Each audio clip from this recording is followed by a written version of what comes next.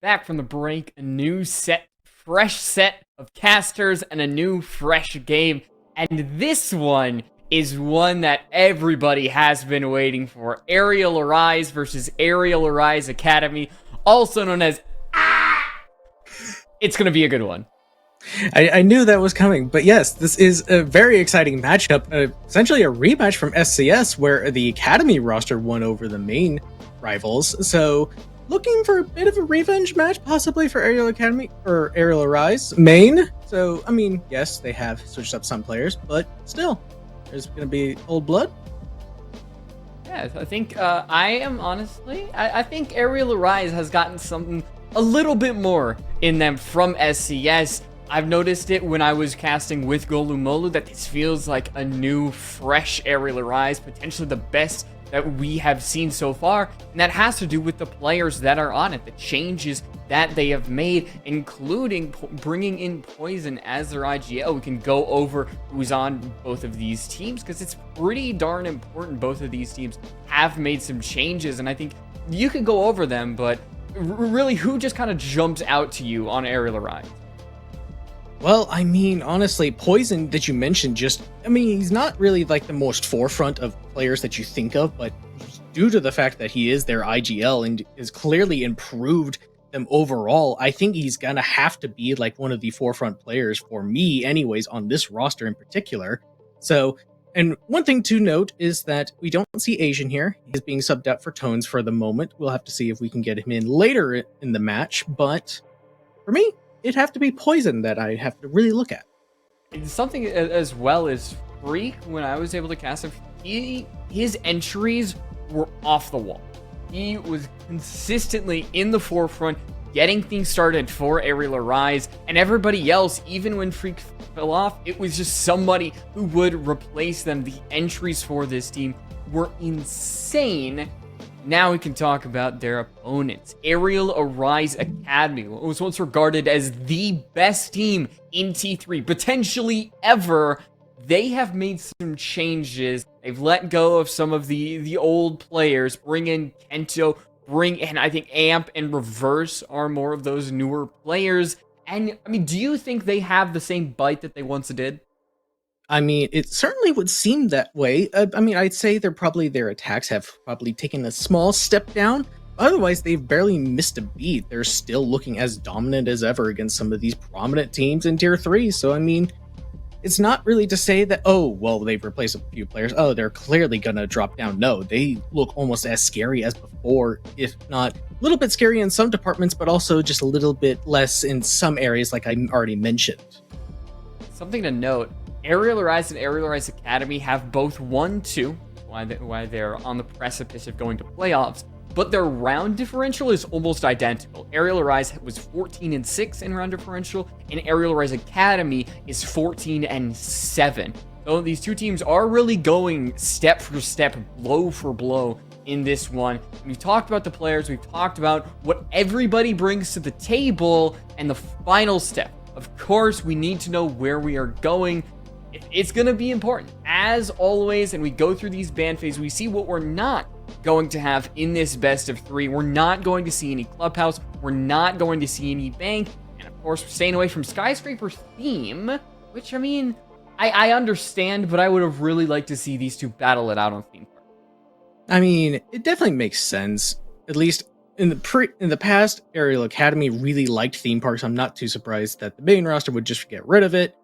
Interesting to see that Oregon and Chalet make it through, Chalet being a very big favorite so far for Arial Academy. So Oregon's a bit more in the middle, I'd say, between the two. It's not really that heavily favored, but Villa, they both really like that map so far, and in fact, everyone here at SFCL does.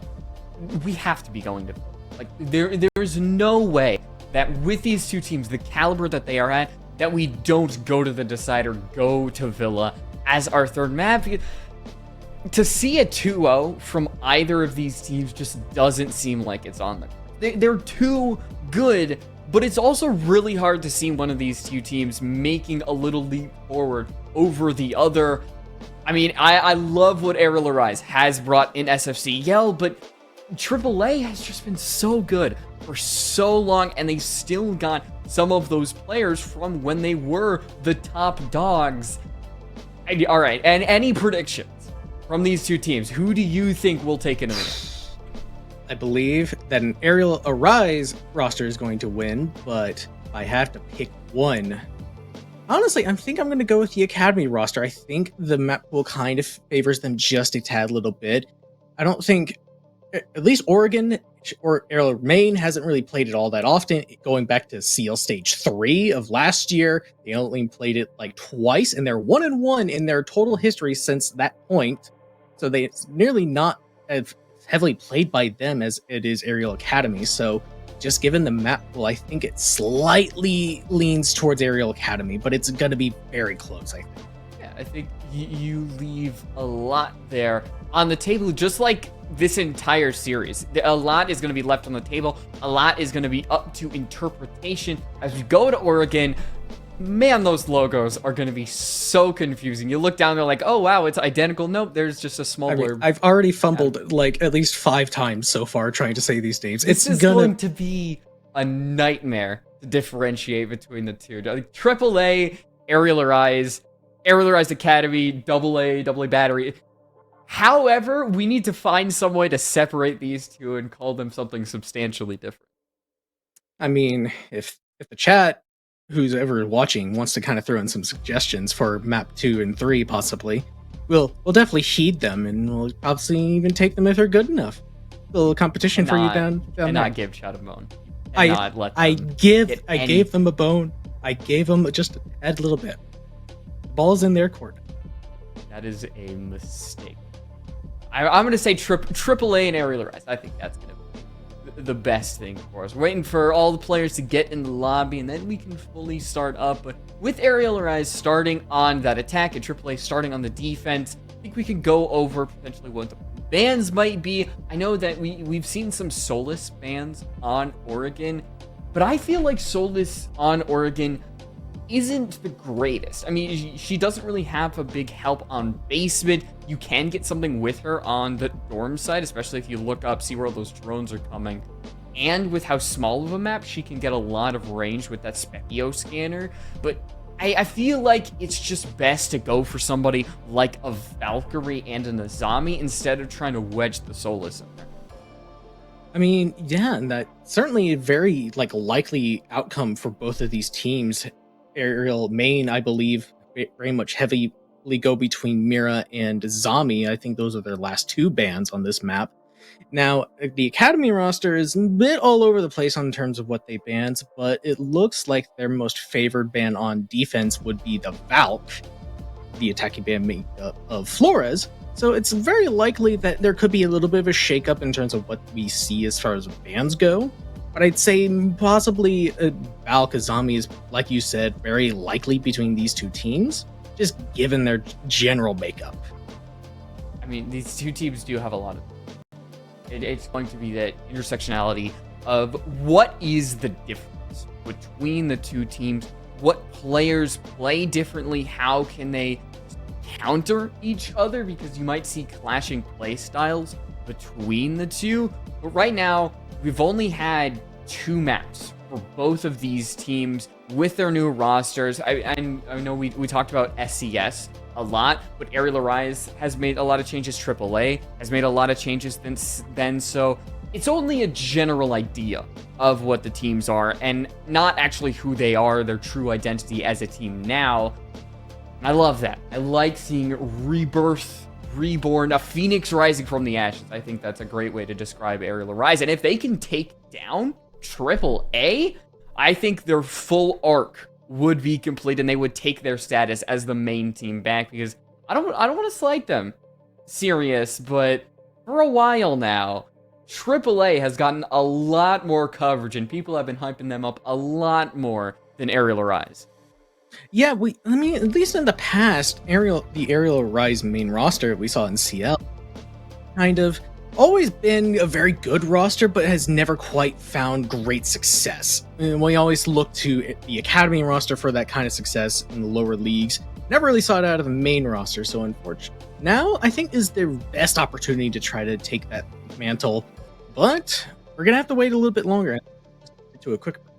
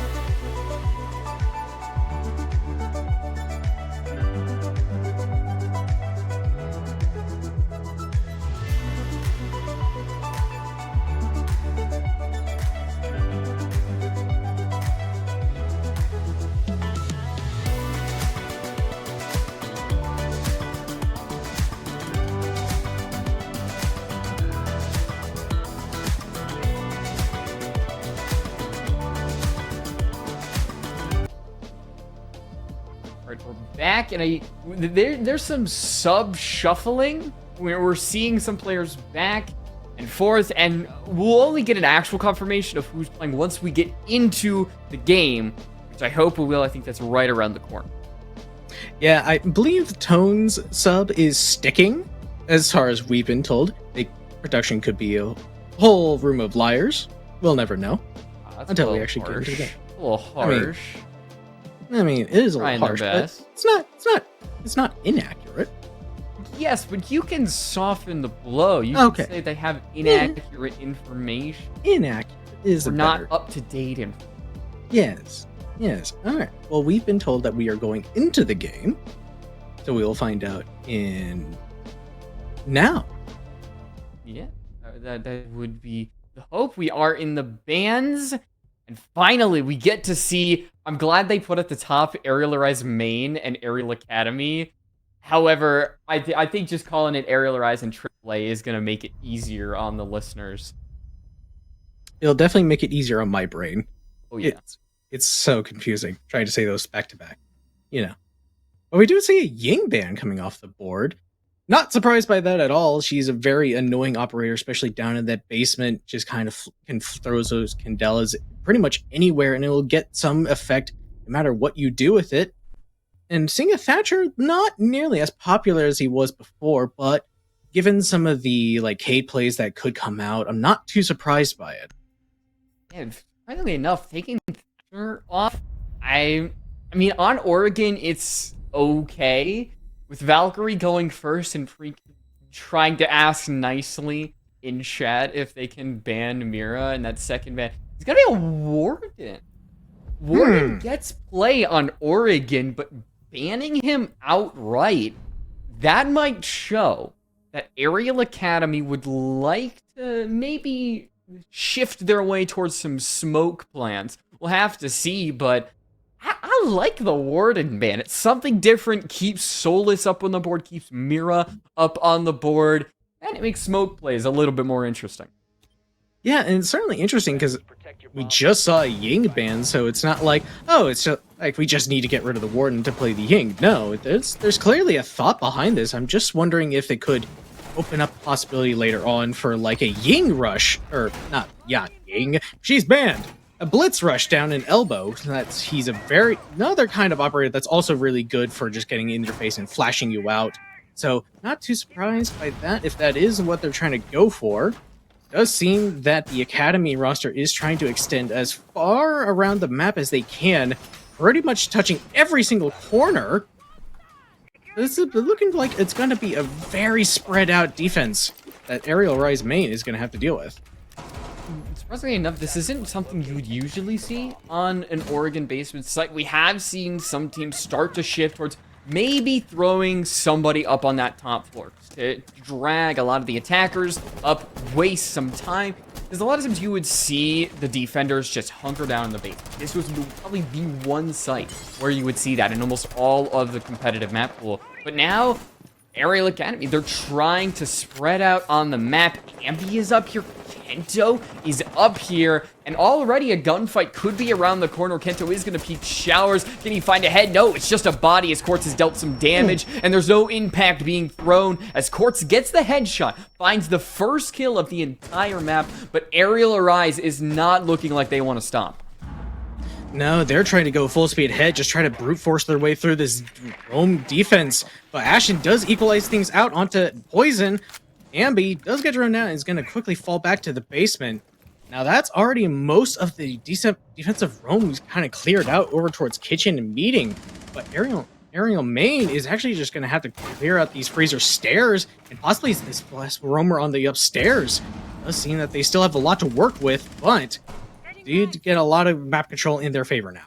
Losing Poison on the basement site? There's no hatches that can be used now. Freezer hatch, meeting hatch, all of this are going to stay closed. And now there's another player that is not going to help with that execution. E-box hash is open. That was opened by the defense. So it might make the attack a smidgen easier. But now that you don't have Freak, you don't have Poison, it's just going to be a full-out assault. There's 4 frag grenades in the pocket of 2 of these players trying ports, and they have to be utilized well. Otherwise, 4 versus 3 with the amount of control that AAA have is going to make this push very difficult.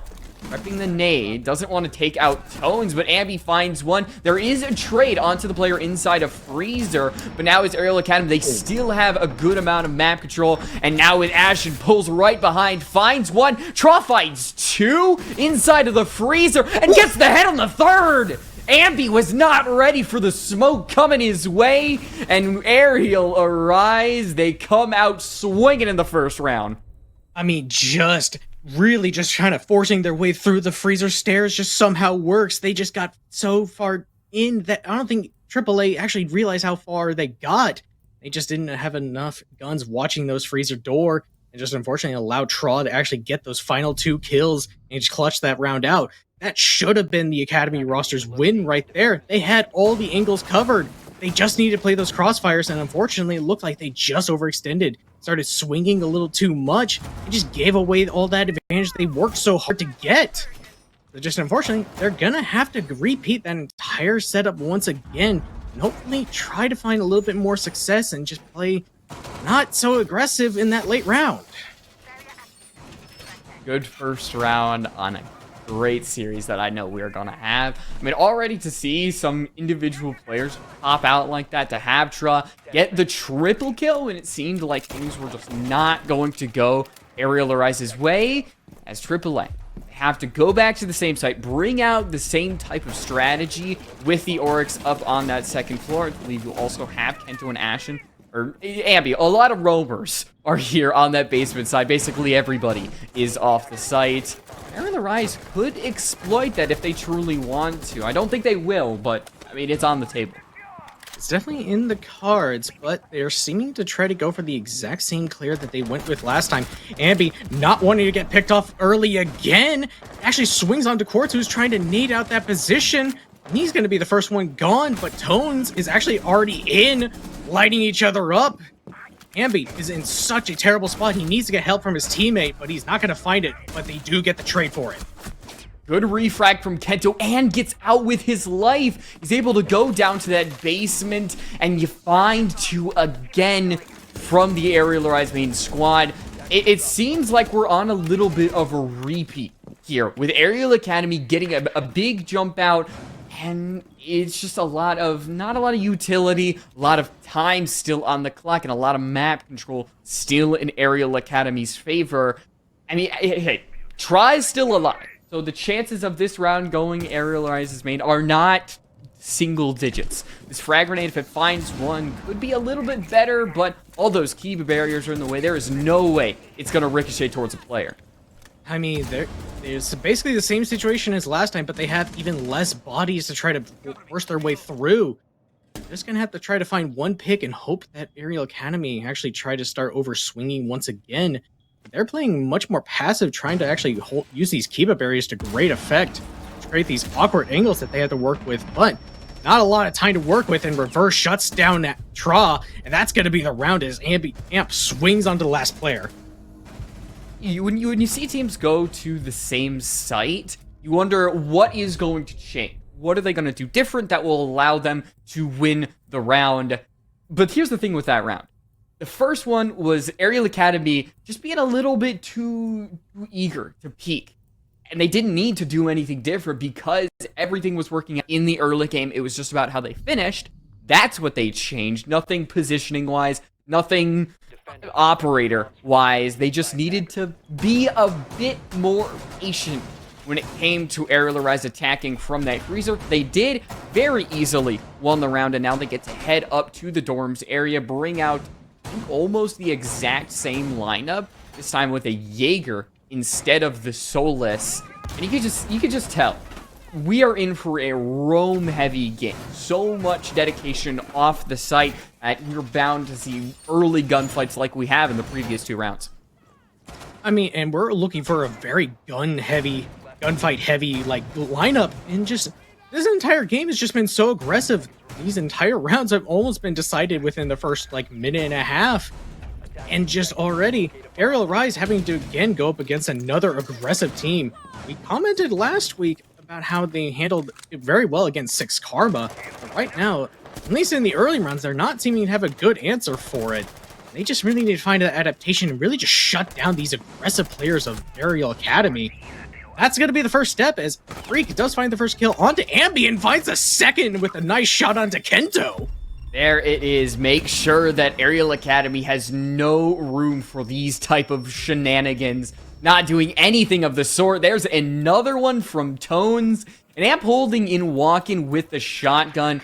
I mean, it's a bold play. You see it maybe in some when you're wanting to surprise your opponent, but right now, Arial Arise are not falling for these types of plays. The shotgun doesn't hit anything, but Reverse does. Now Reverse is gonna have to get the ace. Firing some shots towards Tones only does a little bit of damage, and now reloading. There's so many blue bodies all around him. He can't shoot them all at once, and Arial Arise, they just took what they thought they deserved in that round and very easily win it, only with one death, too. I mean, just these rounds have been going by so quickly, I almost can't even keep up. Just like the pace of these rounds are just really being set up by the Academy roster. Whether they win or lose, it's just they're trying to dictate the pace, and that time they got a little too aggressive with it. We're going to see them try to repeat that once again. Maybe this time they'll be like, okay, we let Freak get away with 2 free ones. We're just gonna kind of settle it back, let him push into us. Still be aggressive, no doubt, but no, don't like get too confident with it. Seeing a lot of plays in the shower early on, whether it's dorms, whether it's basement, and that is something that Arial Arise have leaned into. They know that they can just watch out for these players hanging out here, drone out, see where the exact positions are, and then boom. Get the opening kill. Freak finds 2. And with Arial not having Arial Academy, excuse me, I always need to make sure that I know who is Arial Academy, who is Arial Arise. Arial Academy doesn't have the refrag because Freak is just able to simply spray down the players because they are playing so close to each other. They're playing so predictable. I think we're on a pause, a technical little break. We're having some power issues. Yeah, unfortunately, it's just a little bit on our observer's end. The players themselves are fine. We'll just have to wait until we get our observer back into the lobby. Should be hopefully pretty quick, all things considered. But I think like you mentioned, they're just playing a little predictably, and they're just kind of like, okay, we're gonna hold over onto the small tower side. We're just gonna get very aggressive over onto showers and just play super aggressive. That's kind of their game plan for the Academy roster so far. So just, I mean, I'm not to say that they've already had their playbook read and completely figured out, but that's already what we're seeing so far from the Academy roster. And if Maine kind of start to realize, okay, they're just going to keep swinging us, maybe then we can just kind of let them make the mistakes more and kind of, like you said, drone things out, make sure we have an idea of where they are at all times and shut them down quickly. Yeah, but the thing is, you have to actually win those competitions. And Arial Arise Academy, AAA, they've been shown that even when the opponent knows exactly where they are, they still have the skills to pay the bills. Ambi inside of that shower area. We've seen Kento weave back and forth behind those Kiba barriers. It's still a difficult task, even when you know exactly what your opponent is going to do, because AAA are just that skilled. They're very good at this game. So even when you know their game plan, you've still got a tough task ahead of you. Getting close to back in this game. I know we've had a lot of waits, a lot of breaks, a lot of technical problems. I want to get into the game. I know everybody at home wants to get into the game because we've already been treated to a beautiful 3 rounds. And I have to think, we're in for 15 in one map, maybe 15 in another. That would make for a very long night, but it would be expected with the teams like these. Whew, I mean, I think you really put the nail on the coffin right there. I mean, I want to see everything. I want to see these teams battle it out. And we've already seen that they're willing to trade blows with each other. And just, I mean, it's couldn't have asked for a better matchup between these two. Just really showcasing the fraggers so far. Just how much gun skill they possess in their pocket, and just how willing they are to play the aggressive game and just not really just care. Okay, yeah, I don't care. I'm just gonna swing you. I'm gonna win. Getting very close to it is right now. I mean, Arial Arise Academy, one of these teams will go up to the playoffs. we've already seen one team go up there. It was HK Rebels after a very tight map 3, back and forth. Were you watching that one, Sirius? Yes, I was. I at least caught a little bit of the second game in the last match. No, that it was something of a treat to see with Illness Esports getting adopted under the brand Orbit, and now HK Rebels. They've had a couple rocky games recently, but then they spring forth, be the first to make SFCL playoffs, and they will be joined by one of these two teams. We're heading back in for round 5, not round 4, as we were, game was still going. Yeah, a little inaccurate, but regardless, it's already 3-1, apparently. So we're going back down to the basement. I guess the round played on, and the main roster picked up their 3rd round, is the best thing I can presume. We won't know what happened there, whether AAA actually did the same mistakes, or if it was just main roster playing a very good round of Siege. We won't know. I have a theory that there was just a giant blackout, and Ashen got 10 kills. Or actually, no, he got 9 kills. He left 1 player alive on his team. And then the game glitched out, and suddenly we're back here with 3-1. That's why his kills clearly don't matter. Clearly. That's clearly what happened. I mean, we're already seeing Freak and Tones, the sub for this roster so far, actually being the biggest fraggers so far for the main roster. They're looking to take ground very quickly, not messing around whatsoever. White Control's already in their favor, and they already have back tower much quicker pace than we've seen in these last 2 basement rounds. Ooh, no. Already giving this up to Arial Arise? Nobody even playing up top. Oh. Kento gets down. Reverse should be there for the revive, and he is, so it's not too bad. But the fact that Arial Arise is already here at this stage of the round with 2 minutes remaining does not bode well for AAA. Tone should be able to open up these hatches with the secondary hard breach. And at this point, all you can do as the attack, get information, wait out these Goyo canisters, which you can do because there's so much time on the board. And knowing AAA, they will get antsy, they will peek, and that's when you can strike. I mean, they're all like hunkered down on the bomb site. Kento does get 1, and Ashen follows it up with 2. So they've already set themselves in a little bit breathing room. They can start to kind of settle things down. Freak is going to make his way further into Freezer. Quartz trait equals things out. This is a much even round, but Ambi has something to say about that as Ashen makes it a 3v1. Quartz with everything to do. Does find 1, but that may be all he can find if these last 2 players can clean things up. Get a little bit of shots peppered into him, but does have a minute to work with. Can settle things down and try to find these last 2. Banshee isn't in his exact position.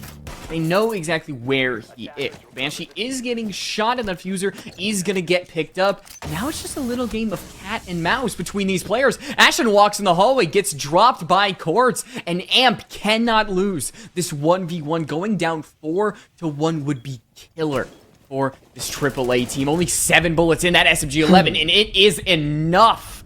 A perfect amount for a perfect ending to that round, and it's enough to put Arial Arise Academy at a 4-2 level, but they are itching for that 3-3 half.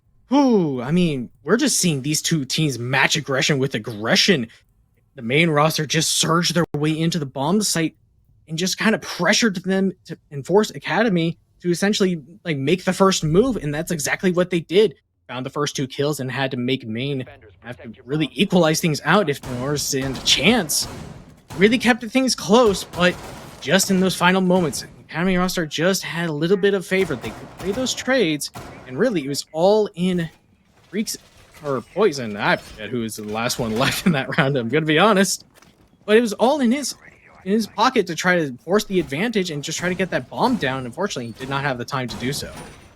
Yeah, it was Amp.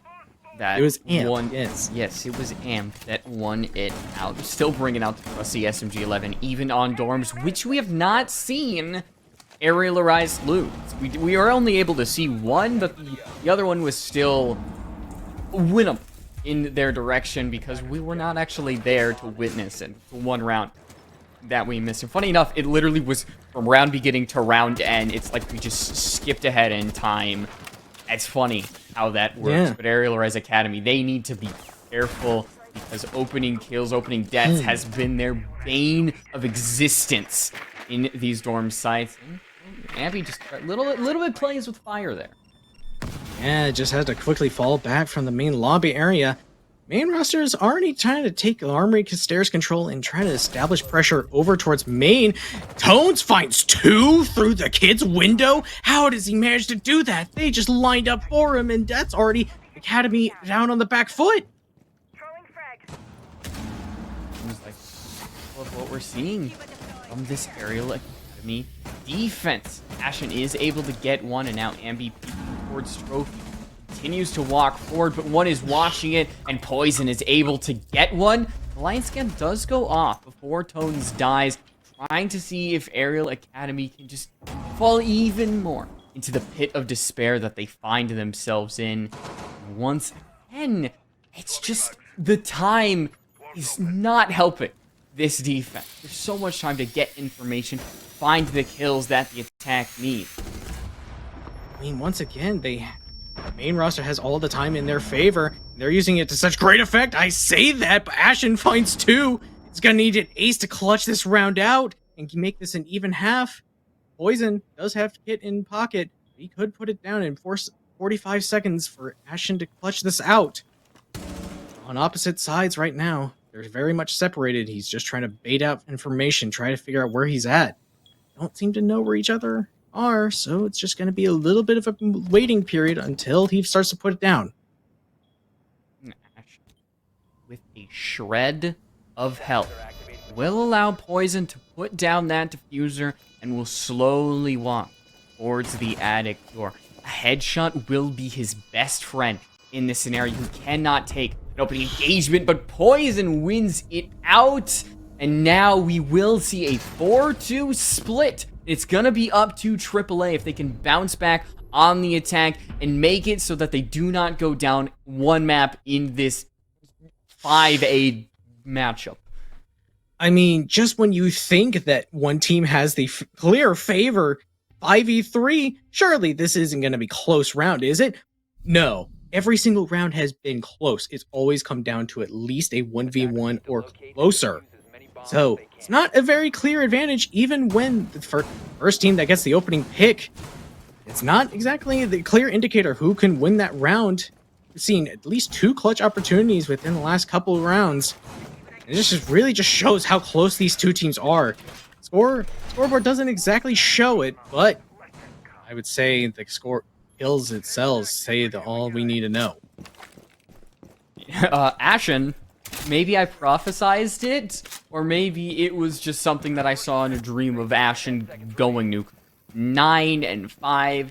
He's trying his best to keep AAA up, but then you look at Arial Arise main. They have a great kill spread across the board. Poison doesn't have a lot of deaths, it doesn't have a lot of kills. He's staying alive, being that support that you need, and everybody else is just supporting him mechanically with their kills, as Freak is going to be doing his best Ambi impression, playing inside of that shower area. Will peek the bus, but there isn't going to be anybody directly there to try to counter him. Oh, I don't think he spotted out. Tones just prone in the middle of dining. Freak does get the first kill, finds 2 actually. It's on left on 1 HP, but he's already shut down most of this roam clear from the Academy roster. Now he's just going to leave Tones to just kind of lurk over and towards dining. Now it's just going to be up to the rest, Ashen, Reverse, and Amp to try to clean things up and just make sure they can keep this thing close. But oh no, it happened again. I think it happened again. I don't even think this was like I feel really bad for our server that it is just tonight is not his night.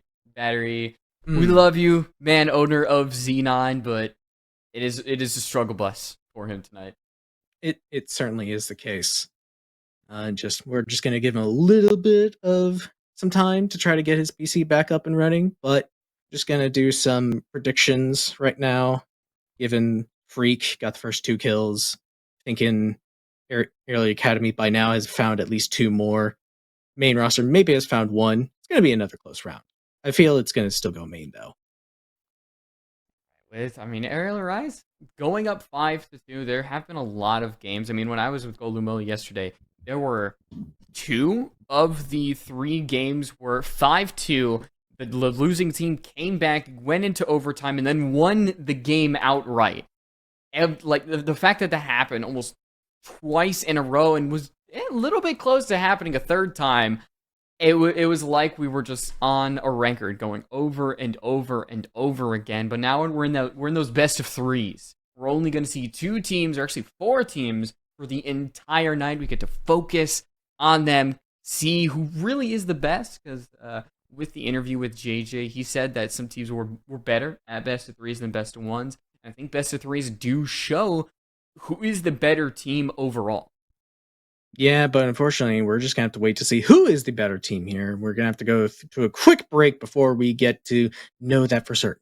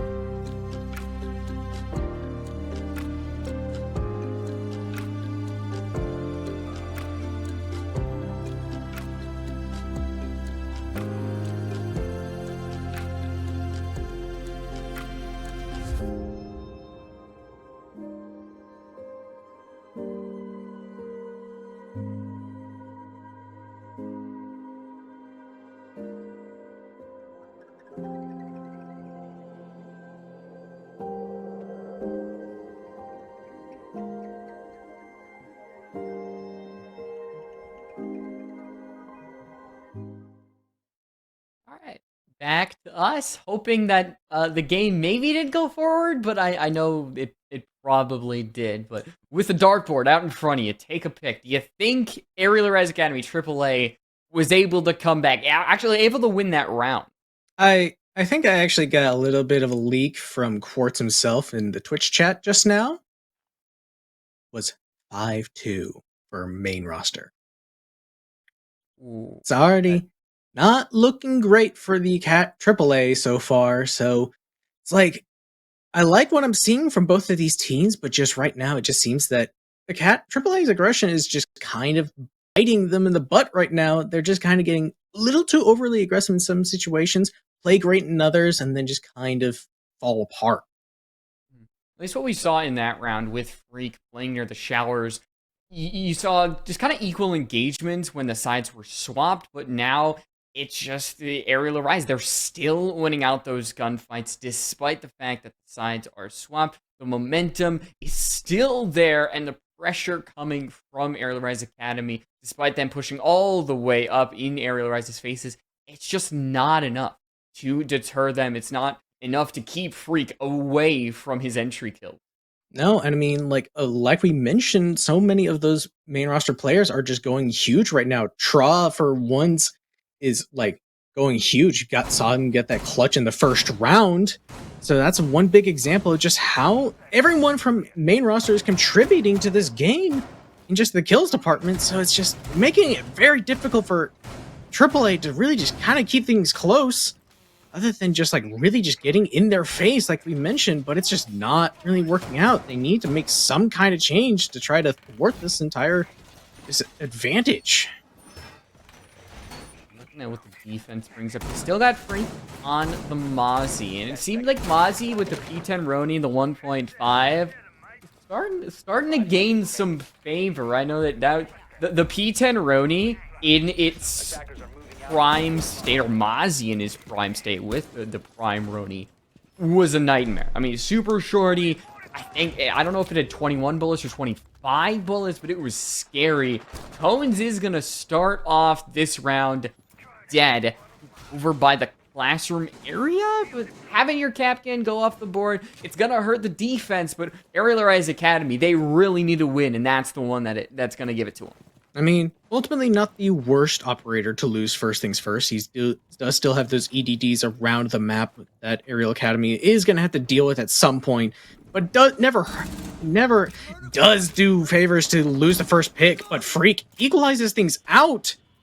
Academy right now took a little bit of ground, but then haven't really done much else with it. Ashen does get the man count back in their favor, but actually Freak did manage to capture a drone. He could actually catch them completely off guard.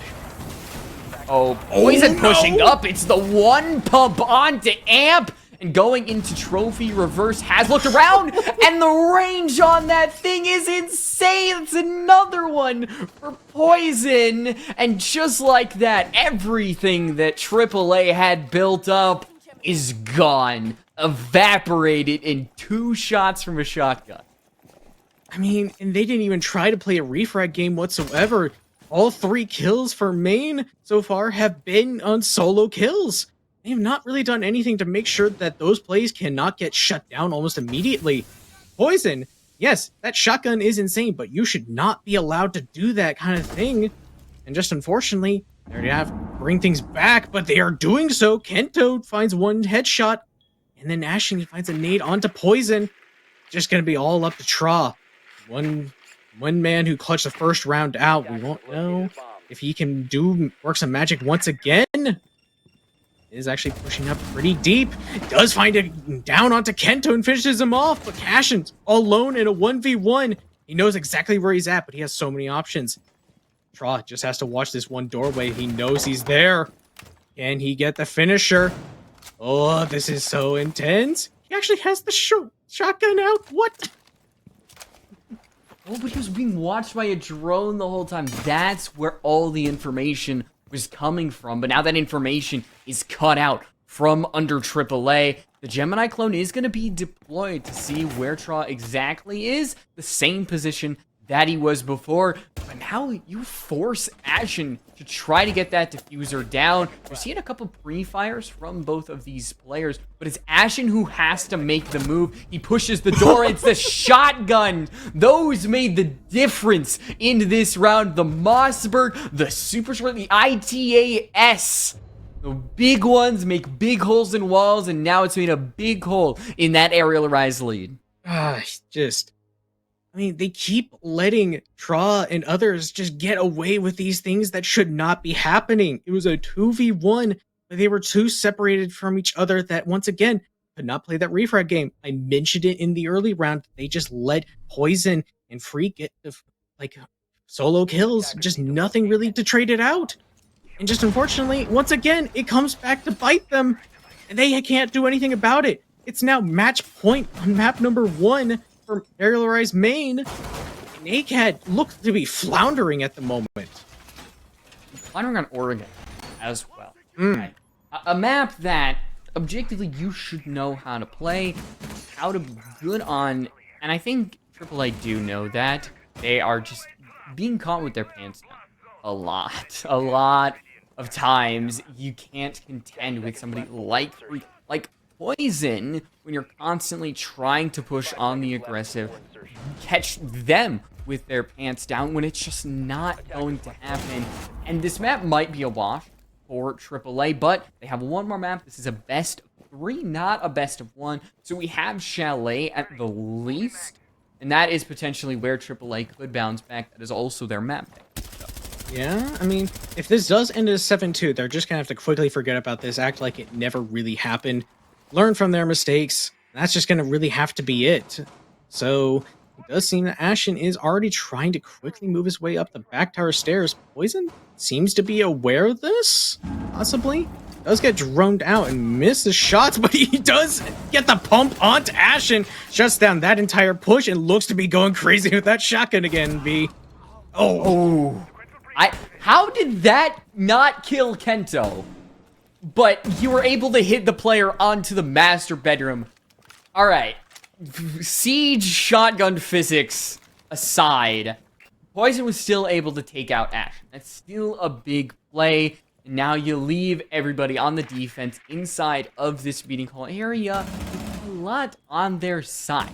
You're not seeing the crazy aggression from AAA, but they are still near the site. Knocking on the door, but not busting it down just yet. No, but Ambi is already taking up such a aggressive position in Green Hall. He is forced to give it up just a bit, but now he's already forced that pressure in. But I say that, but Free gets a headshot onto him and shuts down that entire push. Again, getting a little too aggressive early on. Just kind of gives up that position and a kill for Free. Kento does equalize it, though.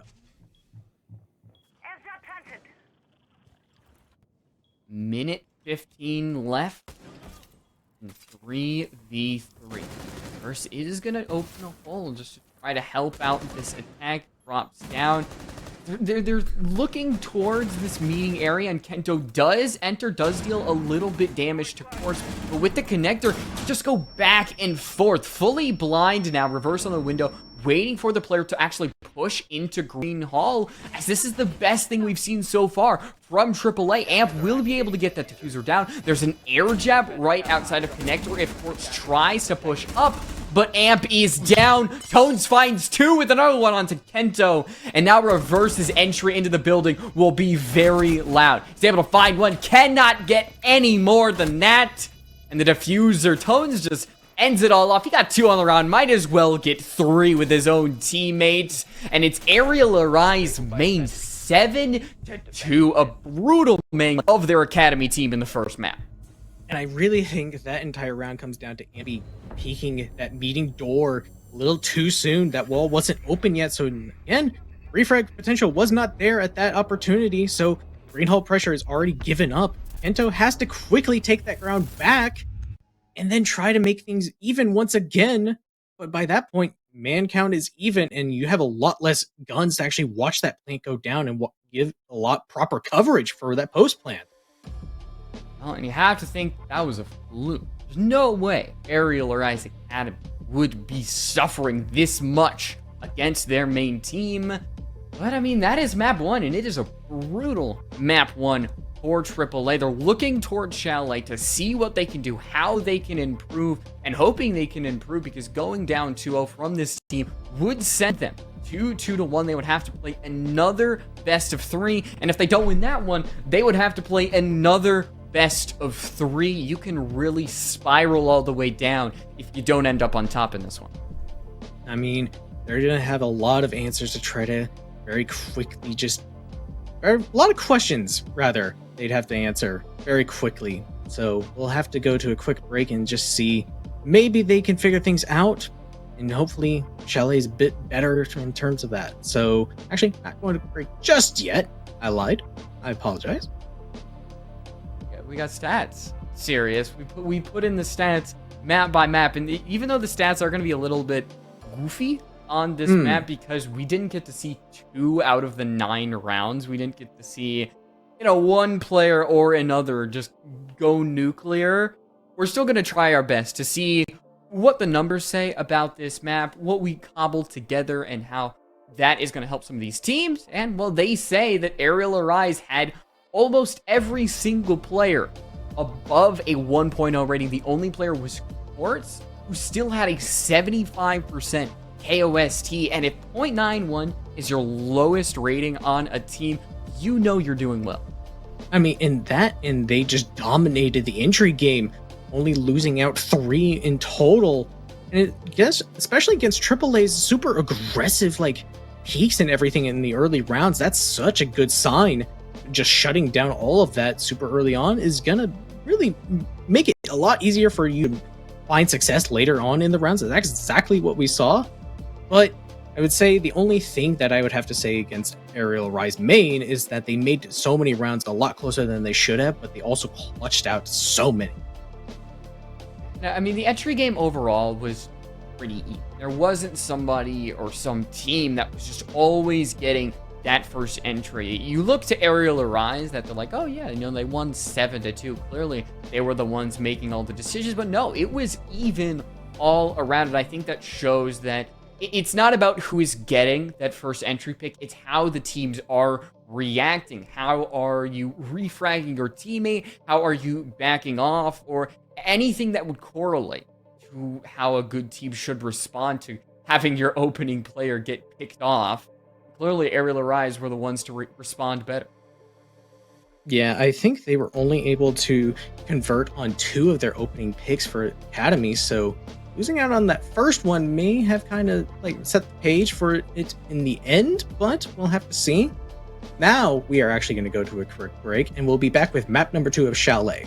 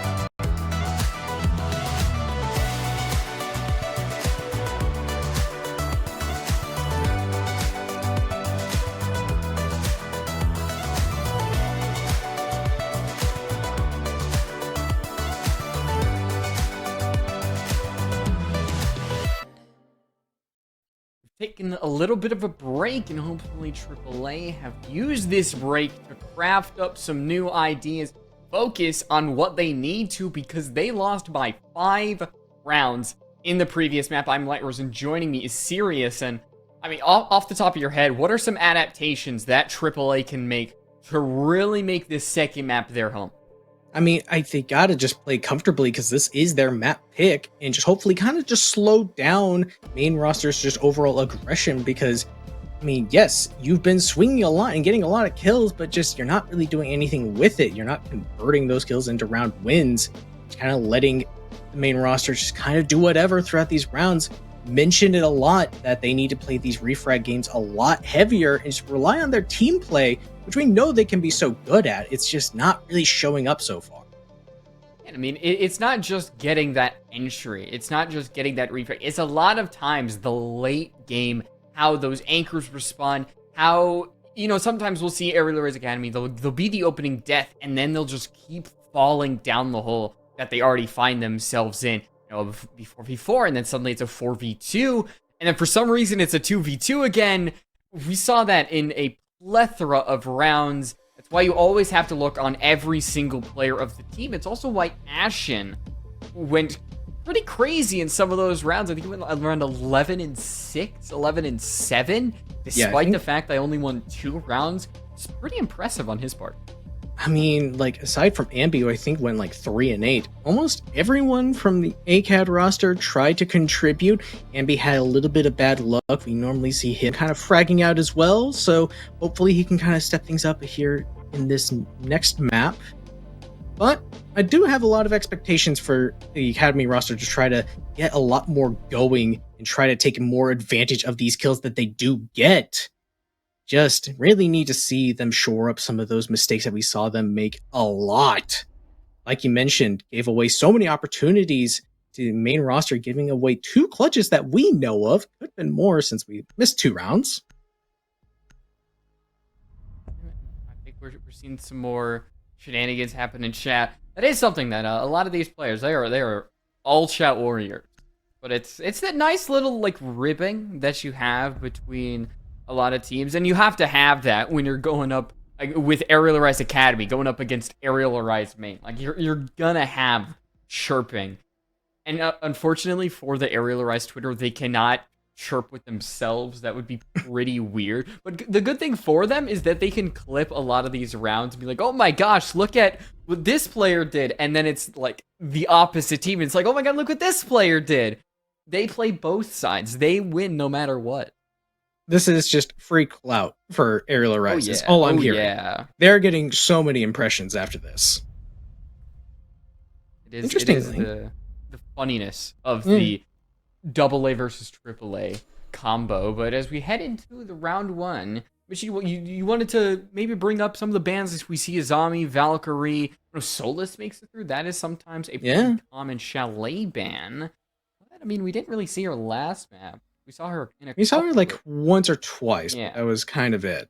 Didn't really use her to great effect, but this is a pretty standard ban lineup. I'm not too surprised by any of this, but it is interesting to see both the Duck and the Rook coming out. Not typically those 2 operators seen at the same time. We've seen Duck being played a lot more often. Yeah, I'm curious if that means they're going to play more in that library corner position. That is usually where we see the Doc being played at. There is a Capital being brought up by Amp for the moment. He could switch off any second. I'm curious about this setup. 10 seconds to insertion. Looking at the setup, I mean, you have Frost up on the library area, setting down a lot of shields, put down the deployable, and then you have Poison, who will probably play in that little corner of library. And I mean, Amp has fire, but I think that was it an SFCL clip where basically you just constantly stim and you can outlast the fire. It is pretty crazy to see, but that Doc buff, especially with the Rook, I think that was why they brought Rook in the first place, was to help out Poison. And if that's what AAA want to do, they're gonna have to try a little bit harder. I mean, there's a great clip of Demo just saying, "Oh, that's so good." That's the one that comes to mind when I think of Doc in that position. But Are seeing Kento on the Brava using those clutch drones to get that main lobby cam. It's going to be a lot of intel for the Academy roster to try to just figure out where some of these players are. It does seem that there's very minimal pressure being put up by the main.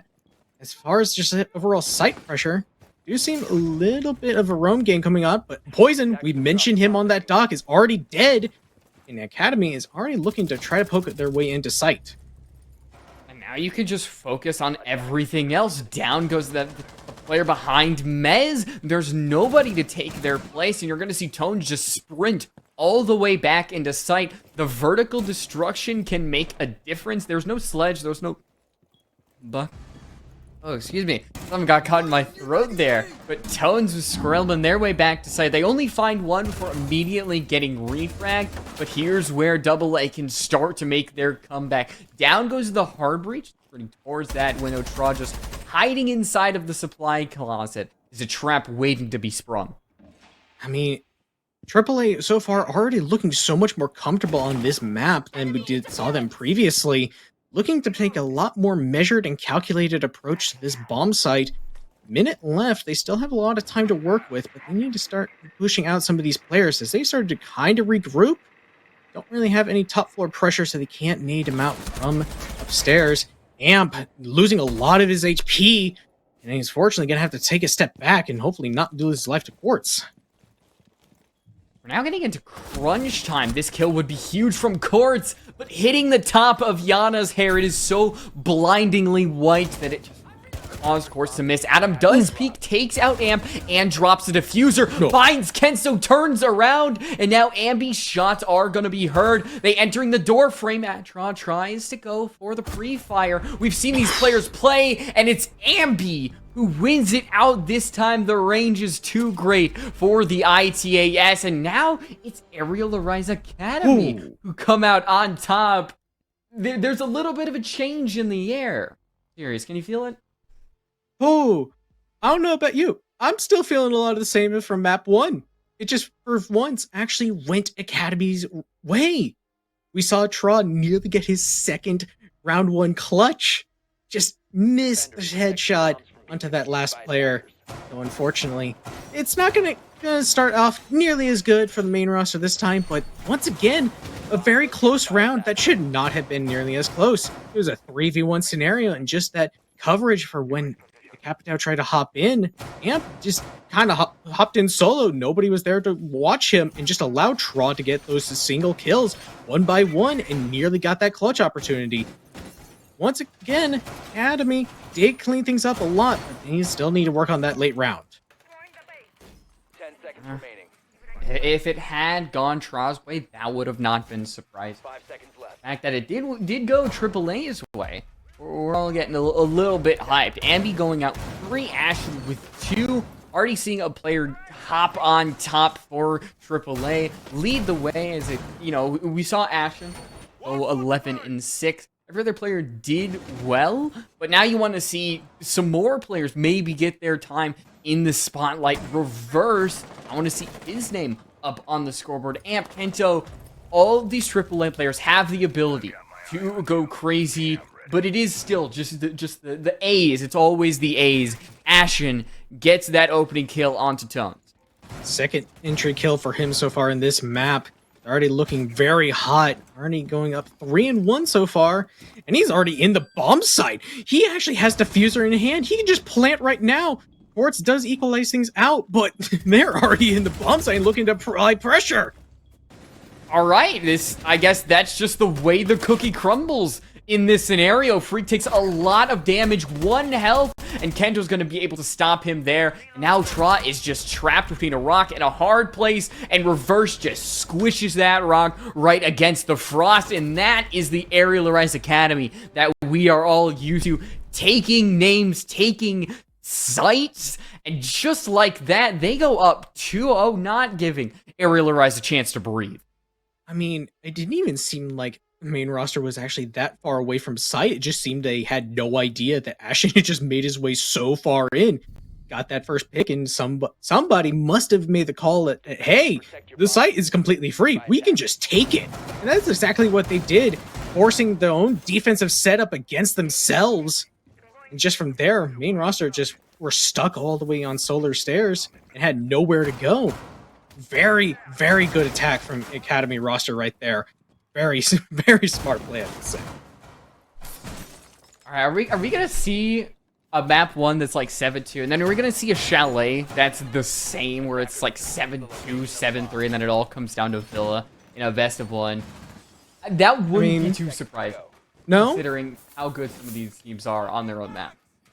no, and I feel like we've seen this kind of thing before, where like first 2 maps kind of one-sided, and then third map is a barn burner. So, you know, certainly setting it up for that. I mean, wouldn't be too opposed to it. I'm already loving these games so far. Very exciting. Hopefully, we actually get to see the rounds themselves. Yes, I would like to see all of the rounds. It's not hating on Battery. It happens. Technical problems, most of the time, are not your fault unless you're just throwing water on your CPU or your GPU for absolutely no reason, which I don't think he's doing. But it is still not something you should do. Yeah, but a much slower round for Academy roster so far. Looking to try to see if they can take a little bit more direct like they did last time. Tried to clear out these solar positions, but main roster not giving up as much room as they did last time. Poison actually finds the first kill onto Reverse. Finally, the opening pick going their way, but Ashen, you just saw his head! Oh, that's just missing. Unfortunate. And now with the Doc in their corner, Traw can just get healed right on up. And now Poison, if he wants to, can actually heal himself up. As it seems that both of these teams, they have not missed a beat from map 1 into map 2. It's that same high tempo energy, whether on the attack, on the defense, all of them. Love taking it to each other. Down goes Ashen as tries 5 and 2 in this one, and Freak pushing on that door. He gets his first kill of this match, and it might be a flawless round after what we saw in round 2. And the flip-flop is crazy. I mean, they're just, again, matching aggression with aggression.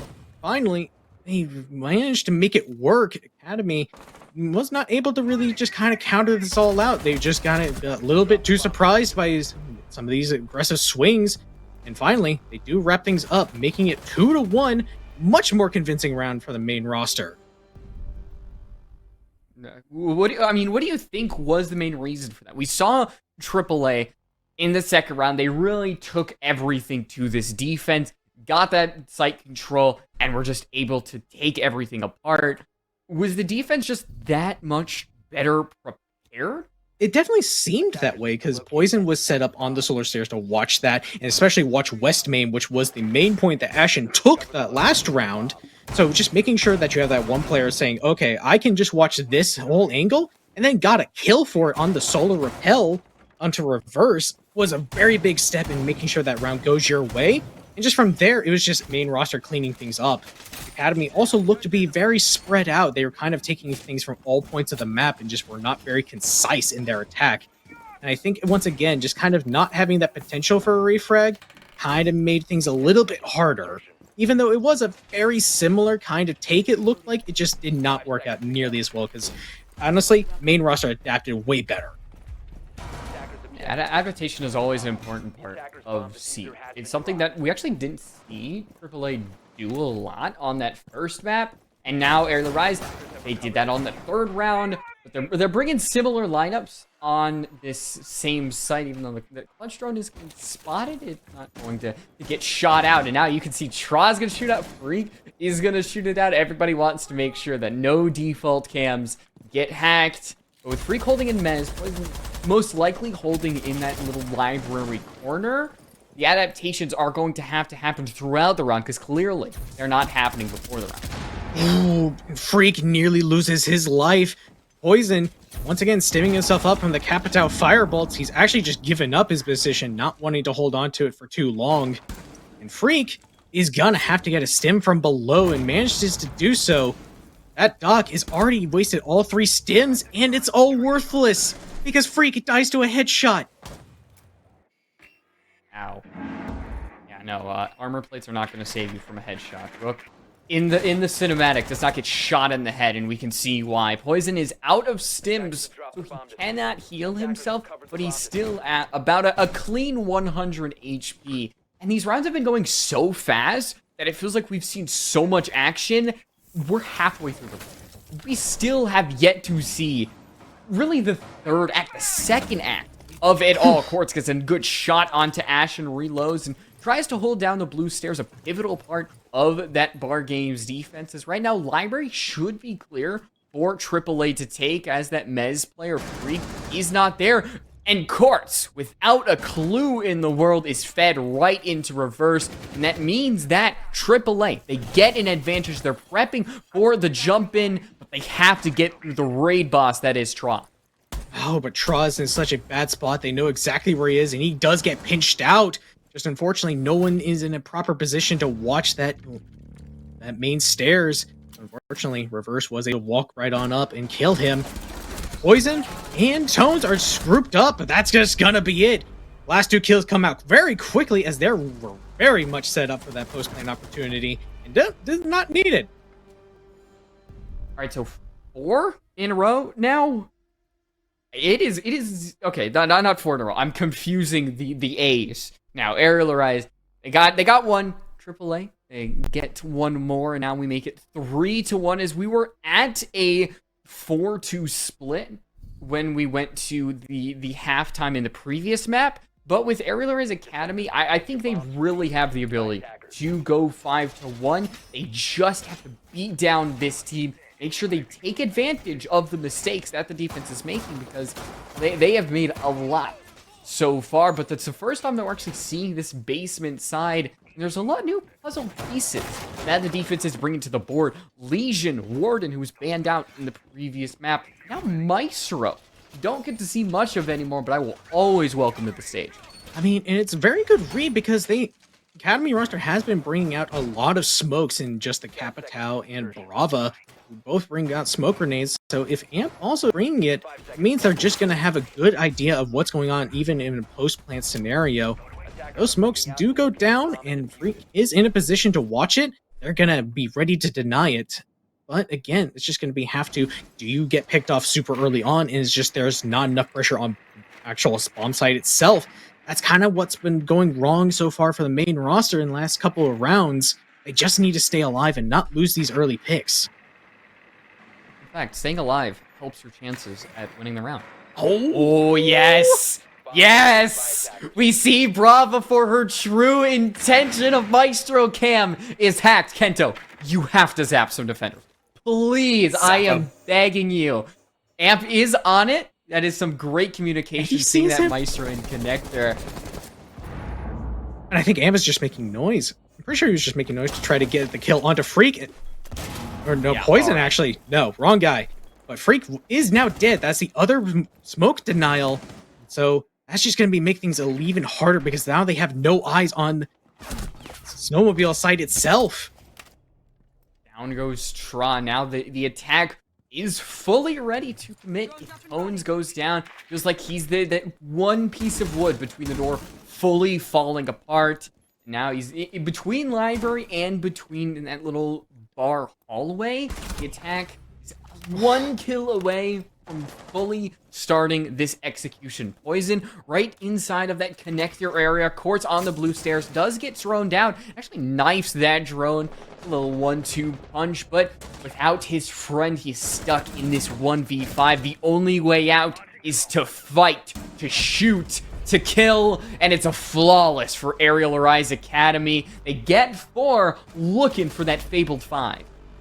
And the beautiful thing about it is they're taking their time. They're being very concise about what kind of push they're wanting to go for. It's not just pure frag heavy, just send guns at the problem and just hope it works. No, they're taking their time. They're trying to get intel. They're using Kento on Brava to such great effect.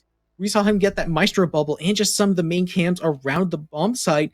Some of these last couple of rounds, they have so much information in their pocket. They're really showing why Chalet is such a good map for them. And it's just much better to see this than what we saw on the first map, where they were just kind of, like I said, just kind of throwing bodies at the problem and hope it works.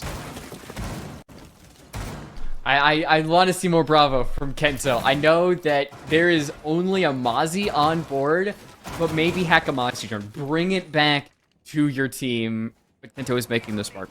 Going on to Sludge, taking the boring option, I guess, but the much more safe option. Frag grenades, soft destruction. I mean, you can never go wrong with Sludge. No, but it's not what we want to see, and that's what really matters. We want to see the Bravo. We want to see the creative plays with the new operator. That's what we. Oh yeah. That's what we're really here for, right? Yeah, I mean, we are here to be entertained.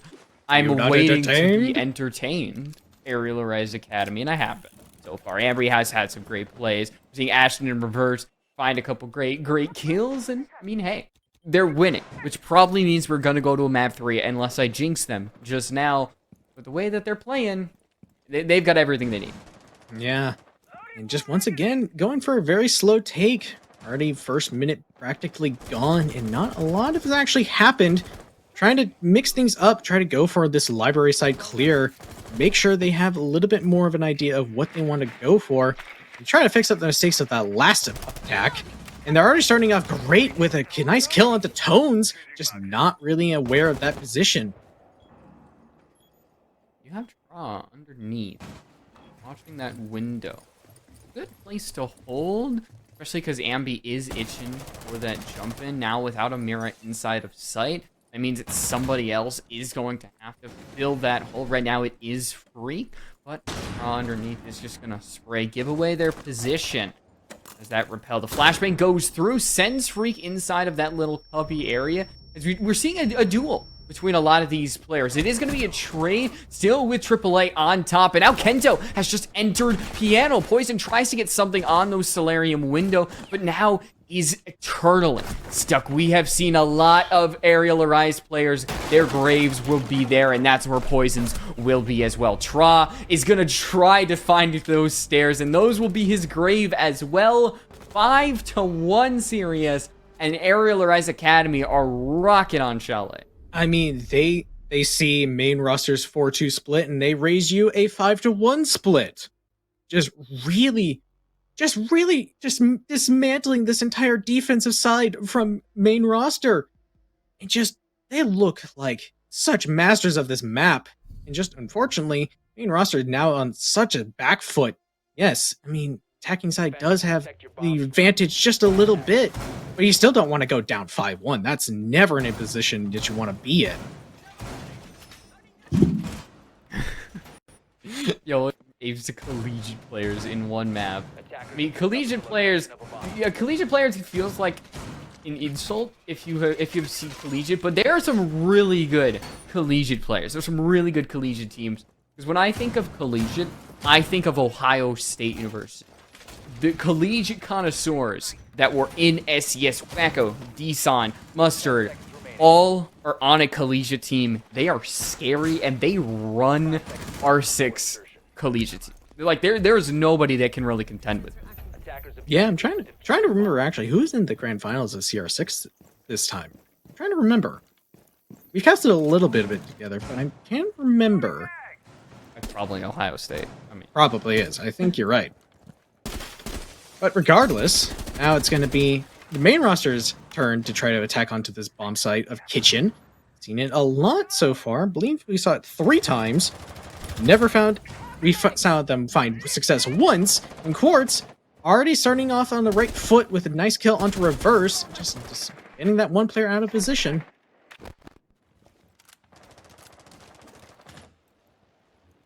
Here in the bullets cascade throughout the entire map.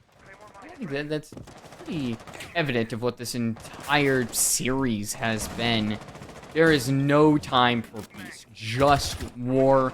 And well, with one player down, Tron taking a lot of damage, I believe, from library stairs. He's just going to try to fire back. Nobody is safe, whether you're on the defense, whether you're on the attack. And now with Kento going down, this Arial Rise ACAD defense is going to have to find their solace in a player or two. Ambi with that kill is going to hit double digits, pushing up that library hallway, looking for more. Nobody will be there. Said he can retake those library stairs, try to find another attacker. That is your friend, Ambi. I'm really glad you painted his outline, because that would not look good for you. Poison halfway through the defuse, and Ashen is just going to scurry his yokai all the way through the site, and it's too little, too late. Your one job has not been fulfilled, and now the defense has swapped sides. They're on the attack, and they have to go for the close plant. Ambi finds his second of the round, and no yokai blast will help you in this scenario, as it's just that Echo who initiated the blasts, and Arial Arise. They get the diffuser down, get that site control, and win their second round. I mean, and once again, just kind of seemed like the attack just dismantled enough pressure onto the bomb site itself to just allow them to get enough room to facilitate a plant and just force the roamers to try to force their way back onto the bomb site. But at that point, all that utility that was set up to keep the attackers out is now being used against you. So it just makes it that much harder for you to get back onto the bomb site and try to deny that plant. It just seemed that the main roster created enough pressure around the map and just around the bomb site just to make sure that it was even harder for them to really make their way back. The Glaz. I want Tra to stay on the Glaz. I need a Glaz play, even though I think it does come with a risk. Glaz is a single fire. He's only got one gadget, and that does relate to his mechanical skill.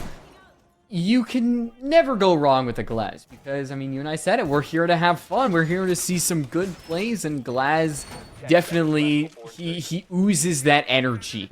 Is I am here to get kills and get kills only. And Tra, who has already had a really good series himself, I think going on that Glaz just solidifies the fact that he is here to get killed. I am curious if they're going to go for a rush. They do seem to have the smokes just ready, and possibly Tra's just going to ride cover while Poison quickly gets that bomb down. It does seem that it could be a potential, but if Tones actually dies super early, that's not going to be an opportunity later on. Sports thankfully does get the first kill onto Reverse. So it's just going to be a little bit disaster avoided, and it's already looking so much better as Freak finds another kill. You're kind of on a slippery slope here. With Arial Arise getting those 2 picks, they win the round, and suddenly that lead is really starting to diminish. Getting so much smaller. If you see this team constantly go on a tear, you're not going to be able to stop them. C4 goes out, takes Poison out with the explosion, but the wall is open. It's the only wall that's going to be open, but honestly, good enough. The smoke is going to allow Tra to get really good coverage through it, but Tones on a small amount of HP. He's scared to walk in, gets over here Sphere, and pushes on through his courts, gets another one, and Tones ends up pushing away. The attack, they've got everything they need, and that is going to mean that Tones is going to try to put that diffuser down. Amp pushes up, but his bullets do not penetrate those garbage cans. Freak gets another kill, and it's just Arial Arise. Something has snapped in this team, and they're looking like a new squad ever since you saw Arial Arise really get close to that map point. And I'm trying to figure out what exactly happened with Academy's, like, just roamers. It just seemed they just got picked off super early and then just left all the players on site with just no help. There's no pressure to just try to deny that plant. So just like, what happened? Did they just get too aggressive? Did they get picked off? I'm just trying. We didn't really see them get picked off around it.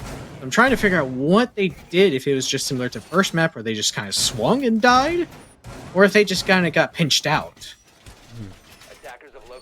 Yeah, it's hard to truly say, because Arial Rise Academy are really eminent of their organ. They spread around the map, try not to play together. I think we only saw 2 in the actual site, and everybody else was just trying to divert attention, resources, everything.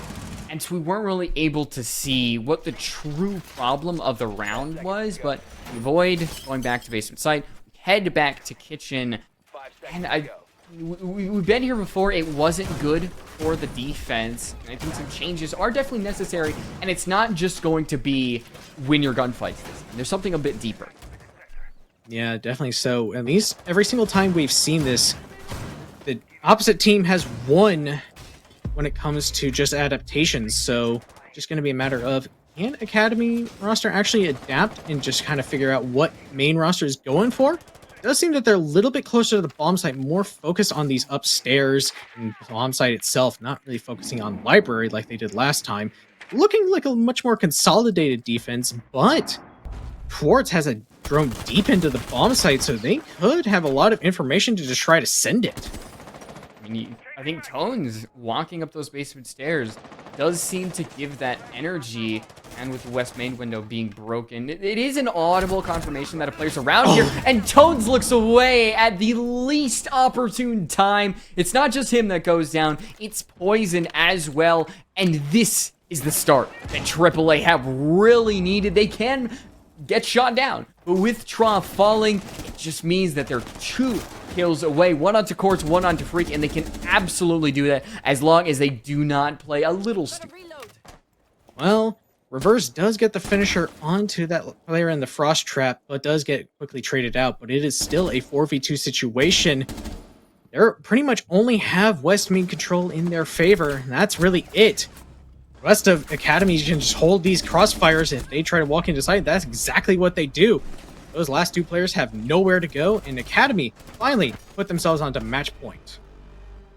I think, man, these rounds are really being just decided early on. Like, there's somebody above just doing a coin flip, be like, all right, opening pick is gonna go to AAA. Then just do another round, and Arial guys. It's really hard to call these around, honestly. It really is, and it just seemed that, yeah, it seemed like main roster had drones deep inside. They wanted to go for that fast execute, but it just seemed that Academy seemed like they knew something was up. It's just like, this is taking too long. These rounds are usually going by a lot faster. Maybe we should start looking around. And oh, sure enough, there's Tones walking up West Main, and somebody found another pick somewhere else. So just, again, playing a little bit more consolidated onto the bomb site, and the upstairs itself just made it to where it was a lot easier for the Academy to just try to watch those entry points and make sure that the main roster didn't have anywhere to go. Alright, going back down to the basement site. Wasn't great for the defense. Changes. There's no Kaid, instead there's a Bandit this time, which means that the wall is going to be a little bit harder to open, because even with Thatcher, Bandit tricks are still pretty easy if you can outplay your opponent. And if Amp can keep that wall from getting open, I think you might as well just give the round over up to AAA. As long as they can hold their salt off-site, which they didn't do, actually. In the previous time they went to this site. Amp, looking at him in this round. Yeah? Well, they're only formed to deny that Bandit Trick is on the complete opposite side of the map. Quartz trying to just sneak his way into the big garage. Finally does make his way in, and oh, we heard that first thermite charge getting actually bandited. That Bandit Trick is already working so great. And Quartz, the only, like I said, only form of denial is completely not a position to deny so. Right now, are they trying to go for Trent? Are they trying to go for Hatch? It seems like going for a top down right now. So abandoning that snowmobile area, which means that it takes a lot of the pressure off of Amp and puts it onto the roamers. The wall will stay closed, but now we play the game of, will AAA roamers actually do their job? Well, Kento does get found out. He is in a kind of an awkward spot. Quartz could get the pinch onto him, but Reverse finds the first pick. Ultimately gets traded up by Quartz, but that's equal man count, and now they're looking to try to force their way in through Trents like you mentioned. Poison gets dropped. The frag grenade is going to be thrown through, but nobody is really there to actually blow it up. I don't actually know where Poison is, where he's down, so I don't know where the revive can come from.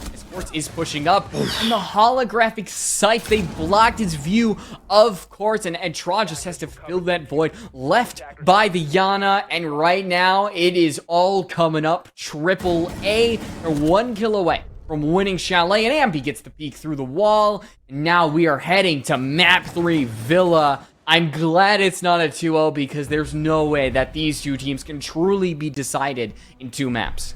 It almost feels like it would have been a disservice if it was a 2-0, but Academy roster has really answered back in a decisive manner, taking their map pick in a 7-3 fashion, just making sure that, yes, we play this thing good, and you have to play it our way. Otherwise, you're just going to lose. And that's exactly what happened.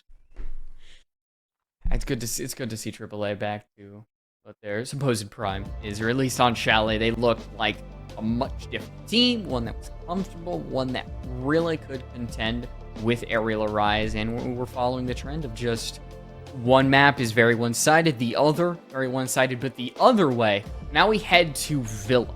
Map 3, it's not anybody's pick. It's a decider map that you could really say is getting to that like uniform map that everybody should know how to play because it's been played so much, especially in SFCL. I mean, who do you kind of see getting the advantage on Villa after what you've seen on Oregon, what you've seen on Chalet? I mean, it's really difficult for me to say because both of these teams, like I mentioned, do really like this last map of Villa. Both played it, like at least in one of the matches. Actually, Arial Rise played it both of their best of one matches, and then Arial Academy playing it in the second best of one match. So they clearly have a lot of comfortability on it. So it's kind of hard for me to say that, well, given that both of these maps have been one-sided, it's really just like a coin flip of who has the favor. I don't know. I do have an idea. I have a theory that the rounds will once again come down to who just wins the early engagement.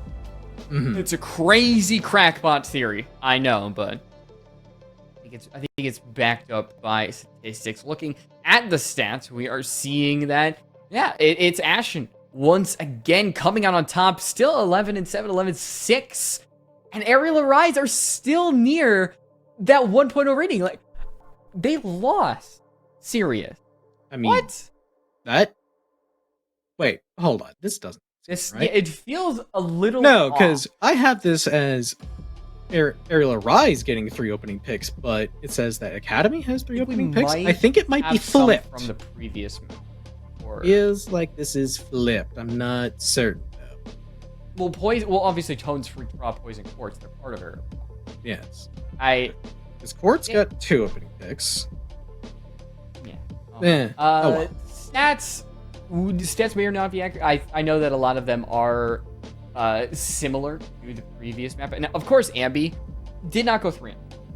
We're not slandering him on broadcast. He did a lot better than that, especially in map 2. You head back to our faces. You see us. Hello. And well, one more thing before we hit the breaks here. Is anything you have to say about map 2? Well, I mean, I think big thing is, again, the entry game. If they can make it a little bit more even on both sides of the coin, it's just going to really determine, I think, who takes this map. And it's just like we've seen both teams do really well on the entry game one map and then not great the other. So it's kind of just like, is it going to be a 50-50 one? Or is it going to be more one-sided affair again? It's really hard to tell. We'll have to see when we come back from a break. The Climax Villa Map 3 is going to be right around the corner. We'll see you after the break.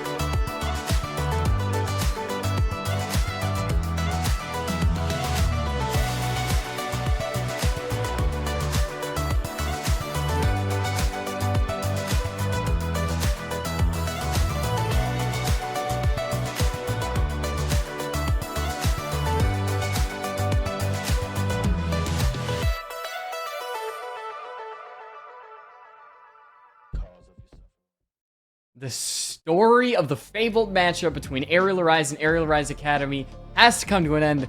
Hello, my cat has joined us for map 3. She's burst the door wide open, just like Arial Arise Academy has burst the door wide open on Chalet to send us into map 3 on Villa. Yeah, I mean, she doesn't want to miss any of this exciting matchup. I mean, it's been very one-sided on either map, so it's just kind of a coin flip. In fact, you know what? I'm actually gonna flip a coin right now. Coin? Is this what your prediction is Yes. going to be for map 3? So All right. we're gonna all right. say yes on this side is gonna be Arial Academy. No is gonna be the main roster. So here we Right, go. drum roll. Coin. Da-da-da-da-da-da-da-da-da-da. Oh, it's going to be main that takes this, according to the coin. Okay. Fate has Coin? decided. Yeah, the coin has spoken, and we know you can't contend with the coin. You can't speak ill will of it. Doa has shown us how powerful the coin can be on NAL. And Villa, seeming like it's going to be Arial Arise, but Arial Arise Academy, they've been known to temper with fate. I mean, hell, they went to the SES Championship, almost beat Oxygen. And how can you go against a team like that on Villa? I think they did go to Villa in that championship as well. So they've got a lot of practice. So does Arial Arise, who start on the attack compared to their contemporary, the defense. And we get through that ban phase, see if we see any little peculiar bans like we did the Warden on map 1. Yeah, it's because we kind of got a little bit of a normal one for the map number 2, so I'm interested to see if we get any little peculiar ones. I'm actually gonna take a quick gander to see what they kind of ban out on Villa. It seemed that Arial Academy is kind of all over the place. They do seem to like Valkyrie and Mira as their defensive bans, so could be an interesting ones overall. So, I mean, I expect another bit of a normal one, I'd say. I don't think we're getting anything too crazy. Yeah, I think that's pretty accurate. With the bans making sense on a lot of different maps, a lot of different operators can just make sense. I mean, you bring out Nook, Dekebi, Habana, Ace, Jackal, Thatcher. There's so many that it's like you would see, and you're like, yeah, I get why you would want to ban that. Nook being that first one, I think she was one of the operators that I mentioned.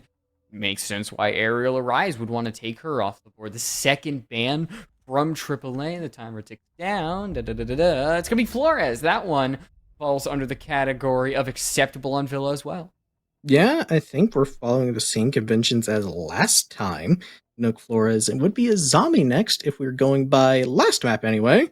So, drum roll, 2, 1. Doing a lot of Yes! drum rolls. Yeah, it's a lot of hype for the coin flip, a lot of hype for the bands. But I mean, yeah, it's pretty typical. But Yeah. I think the site selections are going to be pretty important. I mean, if we could see Arial Arise start in the kitchen, like we've seen some teams want to go there first. Maybe they could really catch AAA off guard. As that final ban being Valkyrie means that Solus is going to have play. I think she should get play on Villa. She can be a nightmare underneath if you're trying to get that diffuser down. And you want to make sure that she is hunted down, thoroughly taken off the board if, of course, she is in play. Yeah, I mean, we saw her a little bit throughout this entire series, just not really seeing it have such a big impact in the rounds. At least it's not very noticeable. So we'll have to see if she does get played and actually has a big moment other than just shooting a couple of drones and denying the intel game pretty early on. But we're gonna have to wait, as we do see Quartz on the Mozzie as a form of other drone denial. So not completely out of the picture, but it's looking like a very typical kind of aviator game setup. I think we've seen a lot of typical defenses, but typical attacks are really what we're not seeing a lot of. Maybe typical lineups, but not in typical play. Usually, I think we would see the attack on this site, on this map. Potentially, they would come from that northern side, come from master bedroom, or they would do a study side take, or you would see a combo of the two. If I had to, off the top of my head, theorize what their attack from Arial Arise Academy could be, it would be running through study or running up the main stairs, maybe hopping through boar window, because nothing about this entire team is normal. I mean, Going to the defense. Tones is in the basement. I think there's only one on site with poison. It is just, you cannot predict what is going to happen. Even though Coin says it's going to be Air the Rise mate. It's just nothing can be right. Nothing is going right for the main roster as Ambi gets his head taken off quickly by Ambi. And they've already established pressure over towards Art. Kind of just, once again, poking some pressure and got the first pick and then deciding, okay, we're just going to move on over to Master Side and clear from there. Only one left on that side of the map is Ashen to just keep applying some pressure over towards main, but that's going to be it for now. Attackers have recovered their diffuser. You can see that the blue silhouettes, yeah, there really is only one near that site, and it does seem to be that's just what the style of play for both these teams are. You really play loosey-goosey, maybe come back to the site if you need, which we have seen a lot. I mean, Kitchen was just not played in, what, 2 or 3 rounds overall on Chalet from both sides as well, and attacks were able to take advantage of that. Well, the defense has made their way back on the side. A drone is going to be hacked by Quartz. No ability to pilot it around, but it's still stealing that information, which is all important in R6. A lot of time is being wasted trying to rotate around. Only a minute left, pretty much, and they still need to clear out this aviator shield that Tra is playing on. Actually gets naded from below. Don't know who did that. It seems like Ashen was the one to finish him off. So that shield that I just mentioned is now going to be gone. Means that finisher is just going to come out quickly as Freak does get 1 kill, but Ashen finds another nade. And this defense is completely picked apart. Utility is always important. Freak gets a good shot, but cannot contend with Ambi, who had entered the site. And, well, it is a good attack from Arial Arise Academy. A lot of that due to Ambi and Ashen, the explosive power of frag grenades. Taking out the player hiding behind the shield. Taking out, I believe, Smoke, who was just walking outside of Vault. There wasn't really anything you can do as a defense behind send a roamer down there, which they had already all recalled back to the site. It was just a lost cause. Yeah, and I think just leaving Ashen down below over towards main just kind of left that door open for when the roamers did move their way back up to the bomb site itself. Just kind of allowed him to kind of sneak in and get those nades from below and get those two, that one down and the 1 kill onto the Smoke player, which really just opened things up for Academy to try to move their way in. Just at that point, you have no real utility other than just your guns itself to try to hold on to the bomb site. That just makes it really difficult because, again, just did not have a lot of utility to hold onto it outside of the smoke. I mean, the shields are pretty... Shields are pretty good for holding down an area, but when a team is that good at flushing out all the ADSs, making sure that a frag grenade is clear to go through, it's not going to stay up long. You always have to think that there will be at least 4 frag grenades on the attack, or at least 2. Usually the most you will see is 6, but the average around 4. Same numbers at this point, but there are 2. With Arial Arise Academy, Ambi's nades have been sent. We got it. A couple of scenarios, destroying utility, taking out players. All of them are going to find something. Here's one thrown through. It doesn't get a player, but I think it does get the mute jammer that Poison had on the wall, which was the intended target. But Ambi's already put himself in a very aggressive position at the top of pantry stairs. Does get the spot onto Poison. Doesn't really connect any of those shots, but now they know that each other are there. He's actually just to move his way onto the bomb site and gets 1 down. Ambi is inside of the site. Okay, it's another kitchen site that is just a little bit lacking. Tones is actually revived, and Reverse isn't finished off, but no one is really going to be there. Ambi has not been accounted for. He gets 1, does not get the second, only the down because he is traded out. There are 3 injured players. What is going on in this round, Sirius? I would like you to try to cover every single thing, but as we see the bullets and the fire, they all start to coalesce away. It's Ashen. Has Reverse. There's no chance of getting the revive, but he can get it 1 second away, and now that puts Quartz in a 1v2 position with the site no longer in his control because his absence left Arial Arise Academy actually enter the site. Quartz now. I mean, what? Didn't he? No, he's getting picked up. They can actually start to get the pinch out, but Reverse gets the final kill, and Ashen does too. They just managed to get the other teammates picked up, but unfortunately, Main did not do it in enough time and just allowed the Academy to pinch them out in the final 2 seconds. I mean, that round was just insanity. Let's just be real frank here. I mean, they just full sent it onto the bomb site and just kills started going flying. I don't know where and when. They just sent it and things died. I was a little confused by the fact that AAA didn't actually try to get in the site, despite the fact that they got the down.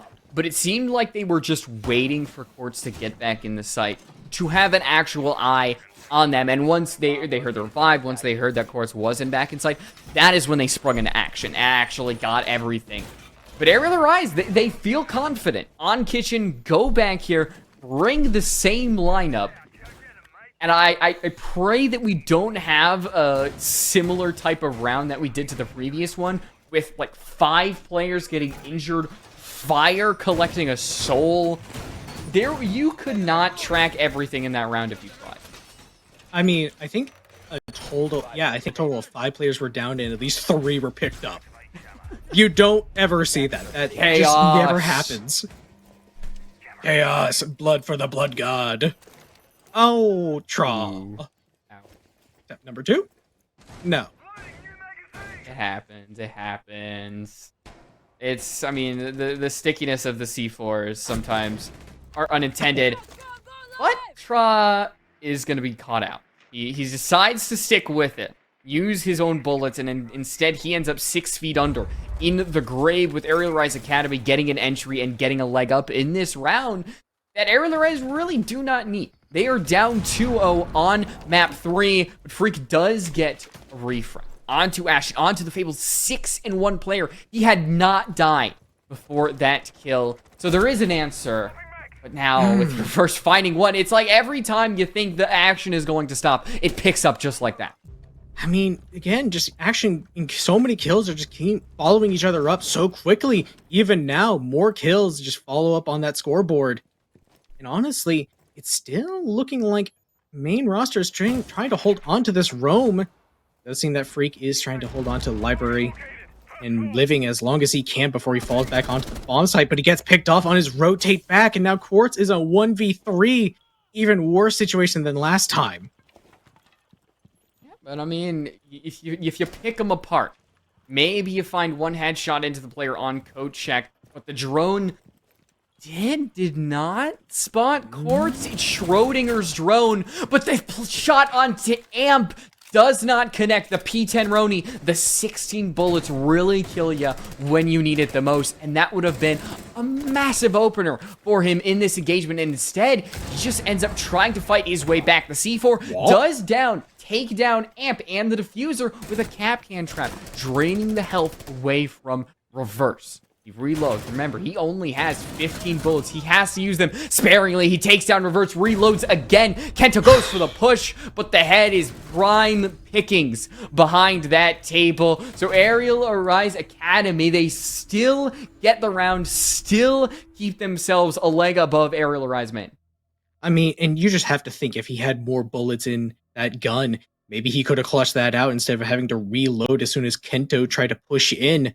You'll never know, but unfortunately, that does put Academy roster up 3-0. And they already look like they're just kind of taking the momentum they gained from the second map and just running away with things. It's not looking great for the main roster on a map that they should be so proficient on, and just looks like they're getting picked apart at every opportunity. Once again, that Rome game was super dominant and super aggressive, but they just got picked apart by those cutoffs. Nothing they could do to get back to sight. That's one thing that Arial Arise Academy are doing well. Throttling Arial Arise. Either forcing them to go back to the site or engage in a gunfight that they do not have a good chance of winning. It's why they're up 3-0. They've been able to get those entries and work off of those entries. I mean, I think in at least 2 of the rounds, I was not able to catch the entry on round 2 because it was round 2. We all know what happened in that one, and tracking everything was a nightmare. So far with Arial Arise, they get a big opener. They've shut down Tones, who does not have a kill.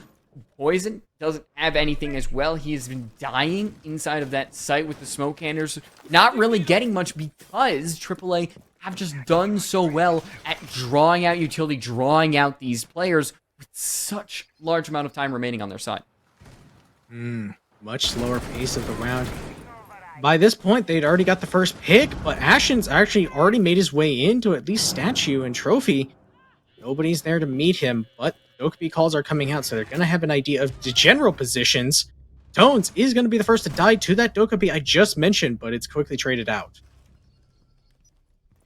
Another entry? It happened again. Or it's still sticking with the Roni. I admire his commitment to that gun despite its faults. But Quartz with the Roni finds a headshot, and so does another player on Arial Rise Academy. I believe that was Freak that found the player. Things have changed on a dime. You call it, and suddenly it does not come true. We're caster cursing the heck out of both these teams. Yeah, I mean, Ambi's deep into Vault right now. He could cut them off as they try to rotate back to site. There's currently nobody. Freak is holding down Study as long as he can, but where are those other two roamers? Tra is just setting up outside of that skull door. Could be an opportunity for Kento to try to move his way back to his teammate, but he's going to have to deal with Freak if he wants to make his way in.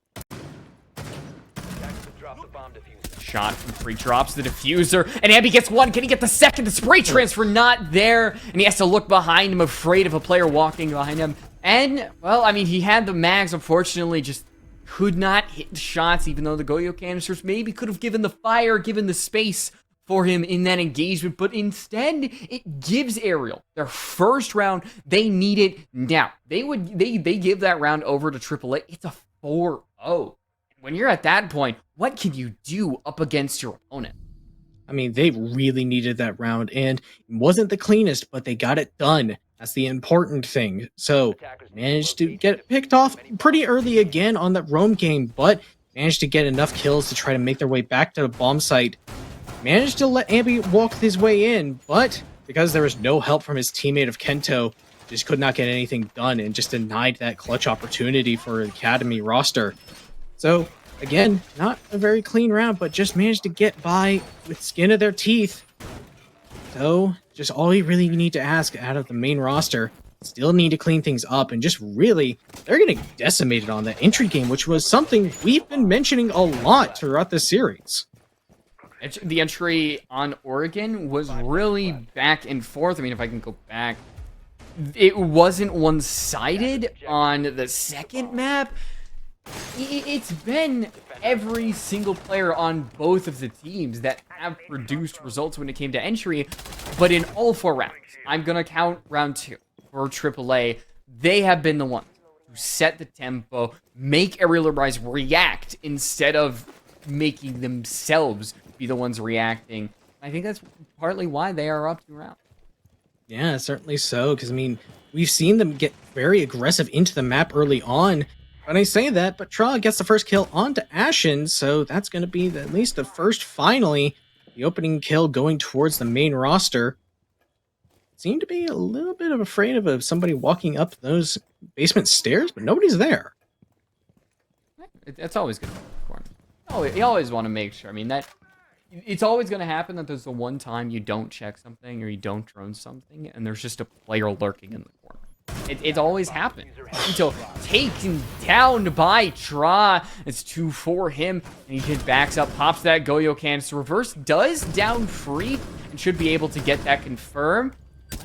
Just making up for losses in the attack column. Ambi finds one. Right now, they are just trying to make everything as equal as they can with not a lot of space, not a lot of information. The Warden is spotted and is going to be attacked by Ambi, who actually decides against it, pushing the master bedroom door. Proximity alarm beeping behind his back, but decides to ignore it. Instead, drop down to that first floor. There is enough time to regroup, relocate, use any bit of information that you have. Minute 15, more than enough. And he still has 2 nades, so he could try to nade some of these players out of solar and possibly a bomb site itself. Give his teammate a reverse a little bit more room to work with. Say that but he is now dead, and they know exactly where he's at. They know the games and antics he's up to, and he's going to be quickly cleaned up by Quartz, who getting themselves another round that was a lot more decisive this time around. The scales are starting to shift. Round 6. If AAA don't end up winning this round, all that hype that we gave them starts to fizzle away. And you can't have that. It's map 3. You go to playoffs of SFCL, which maybe not be the biggest thing overall when you were contending against Oxygen in the SCS Grand Finals. For all the names we're watching, you all the money. You still got money here. Money's cool. We all love money, right? Yes. Money's great. Pays the bills. I like money. Yes. We all like money. We're all here for the money. I mean, look. Are we here for the money? I'm not here for the money. I'm here to cast. The money. It's just nice. It's nice, but that's How did that happen? Of course. That's like how did you manage to do that? That thing doesn't have hip fire spread, so how did you manage to do that? 5 seconds remaining. That's right. He's not getting that one back. No, yeah, no drone is getting up there as well. So another spawn peak coming out. Tones is gonna hop in the black car, get a good shot onto Amp. The pre-fire was ready, and now there is no hard breach on the side of AAA. In a site like this, that is really gonna hurt you. As right now, Amp having an unfortunate series 0-5, another opening frac for Arial Arise main. I think with Kitchen, you can get by without a hard breach, but you really do want one, especially if you're trying to go for a launch reason. Yeah, that's certainly hurt. It would have helped, especially if they try to go for a kitchen take, just opening up that pantry wall. That option's no longer going to be there, so they're going to have to focus really heavily on clearing out this top floor and just making sure they give Ashen enough room to try to open up these floors. And Ambi misses his shots onto Freak, so that's just going to make this top floor clear even harder to accomplish. Right now, the grave is just getting worse and worse. It's getting lowered, lower and lower. With Kento finding Freak, though, that lead doesn't really last too long. The happiness is immediately taken away because another member of AAA gets taken down. Reverse and Ashen, two players that have done a lot, especially on that second map. That was where Reverse really found a lot for himself. He's on that IQ. He doesn't have any breaching charges, so leaving that vertical destruction to Ashen is going to be the play. Instead, he's going to drone out. Use the time that he has. Use those 2 drones just to spot where these players are. Maybe get some vertical play and take them out while they can. I mean, it's just going to also be good to try to set up those flank watches because we do see Quartz still on the hunt around the map. So they're just going to have to try to send it in somewhere. Softwall is open. This is going to be their opportunity, Rose. They're going to move quick. Reverse pre-firing away. There's 2 players inside of Pantry. Oh, nothing. That was a gold mine that could have been dug, but in that instance, Arial Arise were better, and also it doesn't help to line up with each other. Just like that is 3-3. Ooh, things are getting a little spicy in the 5A matchup here. I mean, the momentum has certainly shifted. What we thought was going to be Arial Academy just kind of running away with things is now all of a sudden turned into, does main roster have the advantage now? Because they won 3 rounds in a row following up ACAD's 3 rounds in a row. So it's really just going to be hard to say given this now in the site switch. So we're going to see Academy's version of these bomb sites. So just going to be a matter of, can they clean up some of their mistakes? Because I have noticed that Academy has once again started to get a little bit overconfident, try to take some gunfights that they did not have the clear favor for. It was more 50-50. So it just really, if you lose those gunfights, it makes it difficult to try to win the rounds later on. Because like we saw, they lost 2 bodies pretty early on and then could not get any of that top floor control in their favor. Some of that could be because they were up 3-0. Yeah. Maybe got a little too overconfident.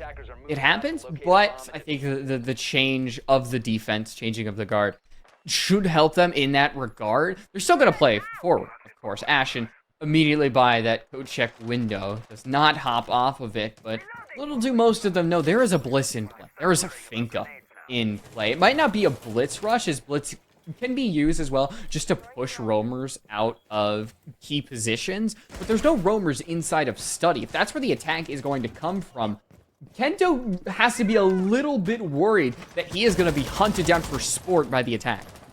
Well, if they wanted to use poison on the blitz to great effect, mostly just about speed, they've given Academy team enough time to try to move back to the bomb site and just try to hold it down. So, if you wanted to go quickly, it's going to be a lot harder. He is going to start to rush on in. Quartz is going to get the first one, but that's just going to be it. Ultimately, even trade, no real advantage gained. All right, Poison is still alive. That hipfire with shields doesn't lend you anything. It is not going to help you. And despite getting the opening pick onto Kento, a pivotal player of smoke, you lose 2 players in the front. You don't have frag grenades. You have a blitz, for darn's sake, and something that really will not help you in long-range engagements. I mean, Amp could peek and probably take out Poison right here, but instead, Arial Arise, they back up, they drone out, they do spot the Jaeger all the way back in 90. Now throwing all those smoke canisters, the flashbangs, it will mask the coverage, but it's not going to be enough to make up for that gigantic hole in man count. But Arial Arise Academy, they stay strong, hold on to the site, and win their first defense, making sure that they stay in the lead for now. I mean, and again, it just kind of comes down to just main roster took a lot of time trying to set up that initial take of the main stairs and just allowed Academy to try to play a little bit closer together, allowed them to go move back to the bomb site. And just, they got the first kill onto Kento, and that was really all they could get. Sure, it's nice to get that smoke off the board, but if you can't get rid of any of the other guns, it's not really, it's just kind of impossible to take that bomb site itself, especially if those roamers come back and just kind of hold crosses with the anchors. Going over the trophy. Going off the blitz is probably a good idea. Especially when, you know, Arial Rise, they get a little bit of ego on the defense. You cannot allow that. They might get confident, and they might, you know, maybe then actually push up too far. It's like a cycle sometimes where it's like you start winning games, then because you're winning, you get confident, you push forward, and then that causes you to start losing some, and then you start winning some, and it's just a circle over and over. Yeah, did finally break the trend of losing, so we're gonna have to see if the Academy team can take away another 3 rounds. Seems to be a kind of general trend, win 3 rounds in a row, and then just let the other team do the exact same thing. But for their sake, I'm hoping it's going to be not so, because if they go down, lose 3 more rounds, that's match point, and that's a lot more pressure put on your back to try to just come back. Make this an even series, so for main roster, they're going to have to try to slow things down, and once again, just try to pick apart Arial Academy's aggression.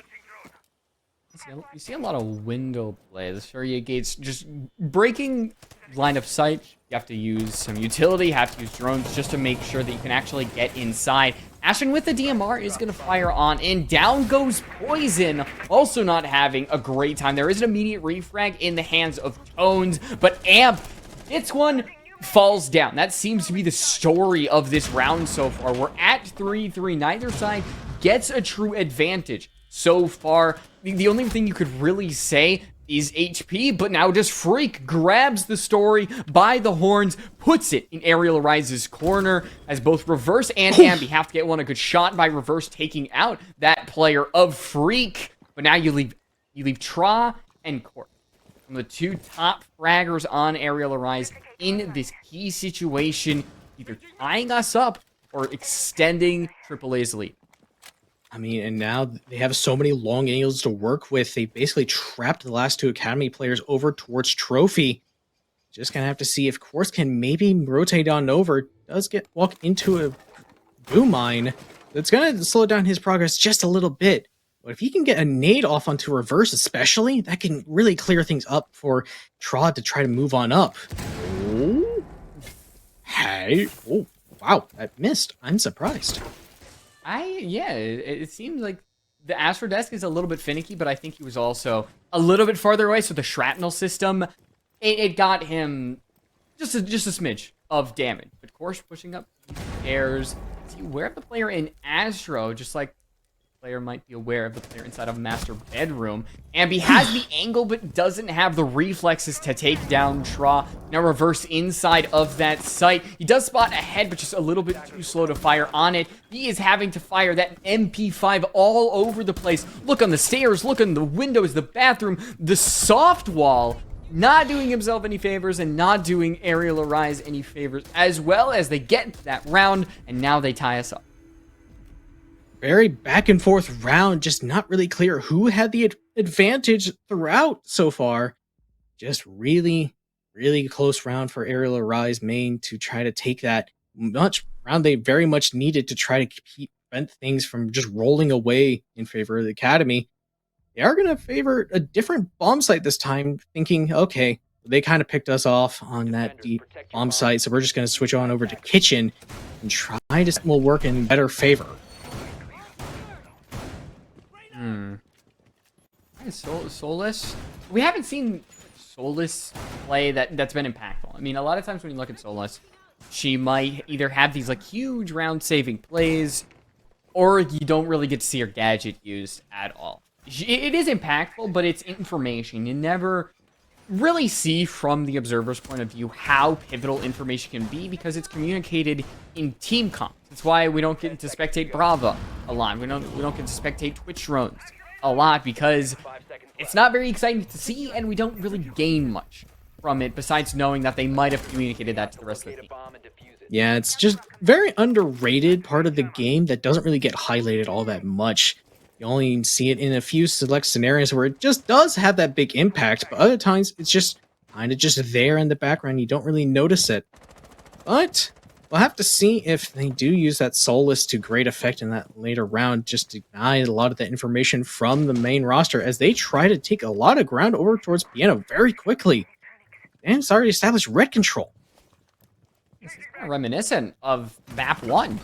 When Arial Arise said, no. You know what, let's go in. Free gets down by a frostbat, and Korsh just completely ignores that. What? Does not care, gets a good shot onto Amp, and does prep a frag grenade to take out a player underneath. Should blow them up sky high, but instead only barely does under lethal damage, and now Freak is actually spotted. But I think Ashen tries to not get the shot because they want to see if they can collect a couple more kills. Ambi, a good shot there onto Quartz, as now you definitely have to collect that kill onto Freak. Now, Tra taking some damage from that 9mm. One more will put him into the grave, but Ashen has to be careful as well as he is the exact same, and Tra can go for the revived. Ashen will be regretting letting that player stay alive, and this other Arial Rise Academy team might be feeling it, but Freak does go down, and now a true 2v2. Poison, now's your time, man. Get some kills. I mean, Ambi is just holding down the bomb site all by himself. Ashen just applying a lot of distraction just around the bomb site, making the main roster have to double guess everything. Now they've consolidated a little bit closer to the bomb site. Now, main roster is just splitting themselves up, trying to apply pressure from two different sides of the map. And Poison actually using that recharge as a distraction for Tra. Poison is very clutch in key scenarios just like that, creeping up pantry stairs, taking out Ambi, and now leaving the very hurt Ashen inside of Laundry. He's able to take out Shra and Prone. If he gets the headshot, he can win it, but no! Poison, I said his name, said it was time to get some kills, and he was listening all the way in Arial Arise's comms. He wins the 1v1 and makes sure that Arial Arise main get one step closer to going to the SFCL playoffs. I mean, and they went very off-tempo. Academy just did not have any idea that they were moving up that far in. And they established a lot of memo control pretty early on, just allowed themselves to get that cutoff established pretty early. But then it just kind of came up to the roamers of the Academy to try to make things a little bit even. They were managed to make it pretty close. But Ambi was just stuck on an island all by himself. It was a matter of time until he got pinched out. They did a lot of heroic efforts to try to keep that round close, but just not enough. I would say that it seems like a lot of things are coming down to heroic plays, but there are just leaders. There's not a lot of rounds that are being solely dictated by individual players. We are just seeing really good consistency from a lot of players.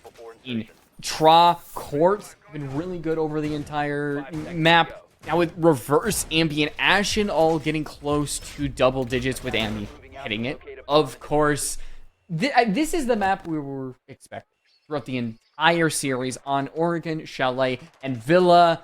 We're getting the treat that we deserve. I just want the ending to stick the landing. Yeah, it's just we're only one round away from full regulation, so just can't Academy really slow down the overall pace that main roster has been trying to insert throughout the map in the last 2 rounds. Tried to take things very quickly, not really let the roamers have great effect in just slowing down the overall pace of the round. So, it does seem to be moving a little bit slower, as the main roster is just kind of poking and prodding over towards Study and Master for the time being. Let's see what they do from here. Using a smoke in an odd position because it doesn't all the way cover the door, but it doesn't all the way cover the breach as well. It does cover a good portion of Study, but Ambi taking out Tones indicates that there might be a little small area, especially off-site, where you still have an Arial Rise Academy player inside of Piano. Hasn't been hunted down yet, but the intent is there from the main roster. Drone, he's not spotted. Reverse is able to get one, and now this just deepens Arial Arise into the grave in this round. Poison and Tra, they were in the key play in a couple of last rounds where Poison was able to get 2 kills. But I think the situation is way worse here. It's not a site that helps you out, and of course you are down 2 men compared to the 4 that Arial Rise Academy had. Yeah, and they're just playing these trade games so well right now. And just unfortunately, it's now up to Tra. 13-7, but not really able to do much in this round. He has no real control and no real utility left for him to work with. So, unfortunately, matter of time for him until he gets pinched out. And that's exactly what happens as Arial Academy tie things back up. And we're going to need all 12 rounds. Yes, it's an actual close map. Praise be. And I want it to go to overtime. I want to see who is going to be tested to the limit.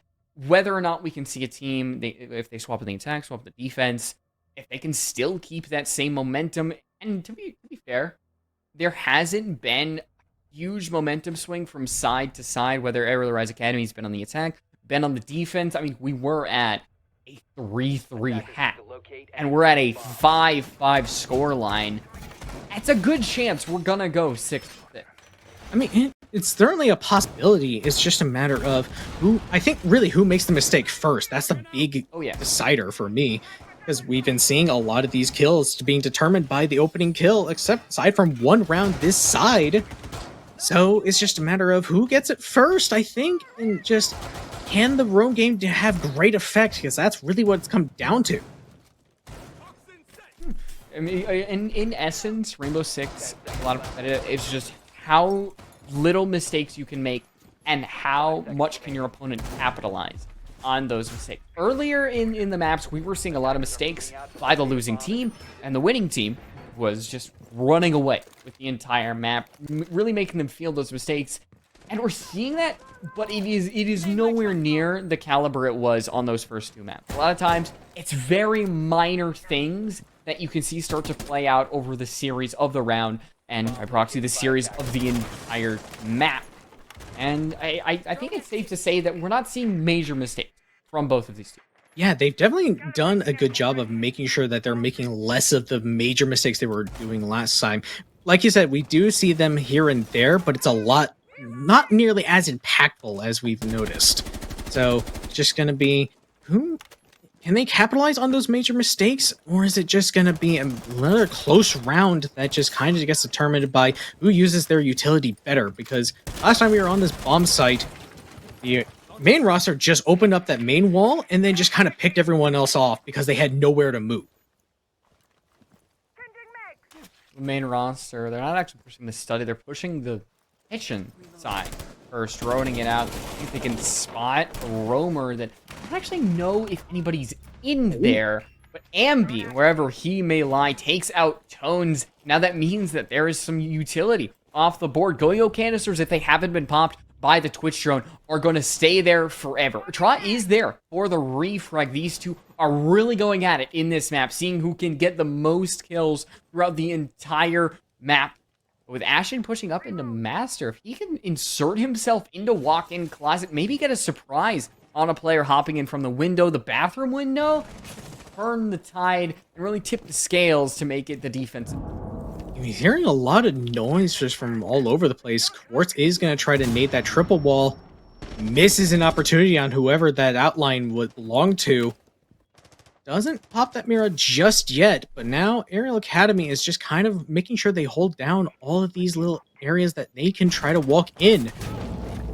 Oh, but Quartz gets a nice nade from below onto Ashen. Now that walk-in closet's no longer going to be a factor in this round, now it's just going to be left to these other last players to try to hold this bomb site down. Reverse definitely intended to pop the Go-Yo canister. I think that it might actually help him because it is 20 seconds long. There's 30 seconds left on the clock. If he can get a kill, he does it. He does it in a nice peek, but he can just lurk, waste time. That is what he is going to do. Takes out freaking, does die, but there isn't a great hole that Arial and Rice can actually put themselves through to get onto the actual site itself. They have to waste time. Selma has to be designated, which means there's more time to be wasted, of which Kento can just run himself right into the site, but Kento isn't even needed. It's Amp who finishes up that round, and some good plays that maybe don't designate to kills on the leaderboard, but really dictate the end game for AAA. I mean, Reverse really just decided that round all by himself, effectively. He only got one kill in those final 30 seconds, but that's all he needed. He popped the Go-Yo canister on Brick's door, and then he denied that ace charge being completed properly. So it made him have to waste another ace Selma to try to open up that wall, and then made him have to hesitate just a little bit. They were ready to go on in, but because of that little play from Reverse, it just made him have to stall out just a few seconds longer, and that gave him the opportunity to try to collect themselves and win that round out. Kitchen, AAA on the defense. I hate to say, I think I've got to lean towards AAA here. With the lineup that they have, with Ambi, 13 kills on the board, Reverse having 11. Entries is going to be a big play here. Whoever is going to get that entry is going to really solidify their chances in this entire series. And Arial arrive on match point. They are not on match point. AAA is on match point. They hop onto the Montaigne. It's a choice. Do you believe in it, Sirius? It depends on where they take it, because if they try to send it up pantry, that could be their key to success. It's just going to be a matter of, can they open up that pantry wall and try to find enough pressure? Because it really comes down to getting enough pressure over towards bathroom, making sure that nobody can hold from above. So they do have the utility to do so, but are they going to really utilize it well? That's my only question. I mean, you have to utilize it. Yes. You either use him well, or it's a 4v5. It's kind of that risk that you run with him. But Poison, I would suggest that he would be able to use the Montaigne well, given the experience that he and the rest of Arial Arise have. Looks like their walk-in closet. The attempt is to flush Ambi out. If they can get that entry, that is going to be the thing that I specifically asked for. That would mean that Arial Arise can pivot all the way, but instead, Quartz ends up in the ground, and Freak takes a lot of damage, doesn't go down. Instead, he is able to trade out his friend, but trades a lot of damage. There is Tra inserting himself into this round, getting onto the site. Kento is right there to maybe throw a C4 up, put Poison off of the stairs, because somebody is in sight. Serious. Tones is inside of the site, and I don't know if Arial Arise really know that. Clearly, Kento and Reverse were not ready for the heat going their way. No, and now Ashen is in a 1v4 scenario. Bomb actively going down. Does find one, but can't find the second onto Tra. Just somebody, just Tones, really just opened up that round, just kind of created chaos in the bomb site, and just really just left Academy asking, where the hell did he come from? All right, overtime. Woo, overtime. Woohoo! Let's go. We got Aerial Rise. Yeah, it is overtime. We're getting into the wee late hours of the night with Aerial Rise main. They start on defense. Aerial Rise Academy starting on the attack. The sides have swaps. And we know this. Are you wavering with your choice? Or I guess the coin's choice of Aerial Rise or sticking with your gun? I'm gonna trust in the coin. I'm gonna believe in it. They do have defense, which I want to say is the more favored side on this map. 58% win rate for the defenders so far this season. So, if by statistics, it would say that Aerial Rise main are in the favor to win this map out, but it could take all 15 rounds. There's no clear way to say it other than just like the defense could decide this game outright. It always, whoever gets that first big play, like if you're not expected to win your attacks and yet you do, it changes the game entirely. You put so much pressure on your opponent to perform or not. Tones is gonna peek from Mudroom, having an angle, but he gets caught out, and this does not look good for the defense. But so far, he's still alive. Everybody else on Aerial Rise Academy is still alive. And I think Tones turned around to shoot a drone, and that was his death. He turned around and just like an execution, got shot in the back of the head. I mean, siege timing at its finest. Kento was just kind of droning things out, and I think he noticed Tones on that window and then popped right on up. Now, it seems that main Academy are opening up that pantry wall, but Poison shuts down that quick push. Campy, we've seen him try to take things quickly, but he is immediately shut down for this round. Poison hasn't done too much besides that clutch in terms of actual kills, but when he is needed, that is when he shows up. And that is what I love about Poison. He is always going to have that clutch factor, the big playmaker that you really want from somebody on your team. There's a player inside of Memo. It's Tra. It's being watched by Reverse and also being watched by Ashen, who is just outside of it. But it is Aerial Rise who gain an advantage. They do take out a player going for the attack, but not just ready to fully attack. It's a 3v3, and just a little bit more map control needs to be cleared out. A little bit more information needs to be gathered. And as I say that, Ashen gets in, gets one, immediately backs out.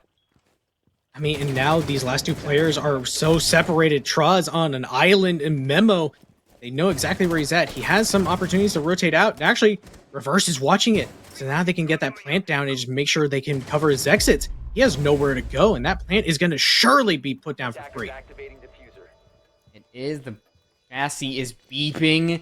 And to keep AAA from going on map in series point, Tra would have to get a 1v3 with Vertical involved. He gets a trade, but there were still two more attackers on the board. And the ball now is in AAA's court. They have to win one more defense, and they will be heading to the SFCL Season 6 playoffs. I mean, they did just such a good job of just essentially... Tones was the catalyst of that round because that is a first pick going towards the other team. So we've said it before, entries are deciding this game throughout the entire series. So because he died first, that just kind of set up the momentum for Academy to start trying to take more ground than they really should have, because they started working from the top floor and just cleared everyone out, separated those last few players on site and made sure they could not help each other. And at that point, they just have to get that bomb down and just make sure that he can't really clutch it out. Tra, we've seen him do crazy things, but that's an impossible situation for him. Yeah, with Vertical. You have to kill everybody on site and then just play Ring Around the Rosie with somebody you can't even see, who knows where the diffuser is, has eyes on it, has time. Unwinnable scenario that I'm sure has been won in the past, but the sheer percent chance is so low that it wasn't going to happen. With Aerial Rise, the stats aren't on their side here. The chance of them winning is a little bit lower now that AAA has gotten on match point. But if there's anything that you and I have learned from this game, is you cannot predict how things are going to go. Predictions would say that with Aerial Rise Academy getting the jump that they would win, but we all know that this game might be headed for 2 more rounds. I mean, I said before that defense was favored, and what did it mean, dude? They lost their defensive round. So even Fate can't properly predict this game. It's too chaotic. So, just a matter of, can this roam game actually hold off? Tones, once again, trying to lurk his way up. Does get the first pick onto Amp, and he's just going to slowly back away and take his opportunity to just say, yep, I got that. Hardly aided by the Dekebi call, you could see that Amp was just over there tapping away, trying to turn it off. And even though he got his gun at the end, he just was not prepared for the actual engagement. The second phone call is going to ring on through. It doesn't lead to a defender death. It's just going to mean that Arial Academy head a little bit back and decided as reverse fully does shut off his phone. And now all four defenders, only a minute inside of the round, all are coalescing around the bomb site. Smoke canisters being utilized. This is seeming like Arial Arise might come away with this round, but there's still a lot of bullets and a lot of Arial Arise Academy gun members that have a lot to say. I mean, they're really going to have to hold on to the map control they do have. Tones is going to go down to Ashen. That is going to make things a little bit easier. So, if they can try to hold on to what control they do have, it could make it where it's easier for ACAT to try to take this round away from them. That's going to make it harder because now Ambi is down, and that's a big fragger for that team. So utilizing that second smoke canister, waiting to see where it is deployed as a drone comes through. Default, and Quartz, I believe, takes some damage from a Capcan trap as the C4 does detonate a Goyo canister, meaning more time is going to have to be wasted, and Reverse cannot fall off. And instead, Kento gets a kill onto Poison, meaning Reverse can get revived, making it a 3v3. Trot decides to go through the smoke, doesn't get anything but a little bit more damage to the lungs. Reverse goes down, meaning... and it's just bullets, no smoke canisters, no C4s, no shields that are separating the defense from the hurt attack. A lot of these players aren't at full health. Just a little bit damage. Ashen gets one. There is a trade-off in the hands of Trop with the shotgun of Ashen. You can feel there's so much power behind it. He equips it. Seconds are ticking off of the clock. Freak goes on it. Ashen debating back and forth, deciding where he wants to go. Does he push out? No. He lets Freak put it down, brings out the shotgun. He's still trying to see if he can get the best angle. He cannot. The pure angle that Tra had is superior. Max overtime. Serious. Oh, man. That was so close. Academy tried to claw their way back into that round. They lost so much pressure early on thanks to Tones just clearing out red. Made them have to fall back to the bomb site and just cling on to what they had. They tried to get aggressive or towards 90, but because it seemed like Ambi did get kind of cut off, so unfortunately that's just not going to be good. Because you're only left in a 2v3 scenario, and Quartz was holding on to steady that entire time, so he had that cutoff ready and just primed to get that plant down. At the peak of the night, the last round that we are going to see in the first best of threes that are destined to continue on throughout here. All right, last chance. Change your prediction? Yes or no? Oh, I mean, we've seen the attack take these last two rounds on a defensive-sided map. So, I mean, let me actually go back through the history and see how well they've done on games. First round, won. Second round, lost. They're 1-1 on this bomb site. Ooh, that does not make my predictions easier. You're on deal or no deal. Yes. I'm gonna go deal. Academy wins. All right. Knock on wood. All right, so you're changing, and everybody is gonna defying fate. Twitch chat is gonna know that, and you might be emboldened by the fact that Freak is gone. One of those main players. There's still Tra and Quartz there, but the fact that so early on, Freak, a pivotal player on the roam, has no more say in this entire series is going to speak volumes for the rest 2 minutes and 15 seconds. Yeah, but I think Tones went on drone, so he could get aggressive onto Ambi. could get him picked off, but he's not aware he could get picked off himself. Ashen finds another kill. Tones finds a refrag, but he's quickly taken out himself. It's a 4v2 now, V. Favor isn't completely in ACAT's favor. And it is all up to what ACAT do in this scenario. Do they play together, use the time that they have, use patience? Because you cannot give Tra 1v1. He has 20 kills, 5 above the nearest person of which is Ambi, and he is one player that you do not want to see pick apart your team, send Arial Arise main to the SFCL playoffs when you have such a lead like this. Ends period. Half a round left on the board. Poison's gonna have to find this kill onto the study balk player. Does hop out, but doesn't find anything. He's just gonna be detected and has got to run back to site. More go canisters are being popped, and more smoke grenades are gonna be expended. Try to hold off this attack for as long as they can. Minute left. They're just biding their time, trying to see what they can do. Here. Tension. Cut it with a knife. Despite the fact that AAA have the man count lead by 2, things can be oh so easily turned. And so hops in the window, doesn't take any damage. Down goes Amp. There is 1-4 try. He's able to reload.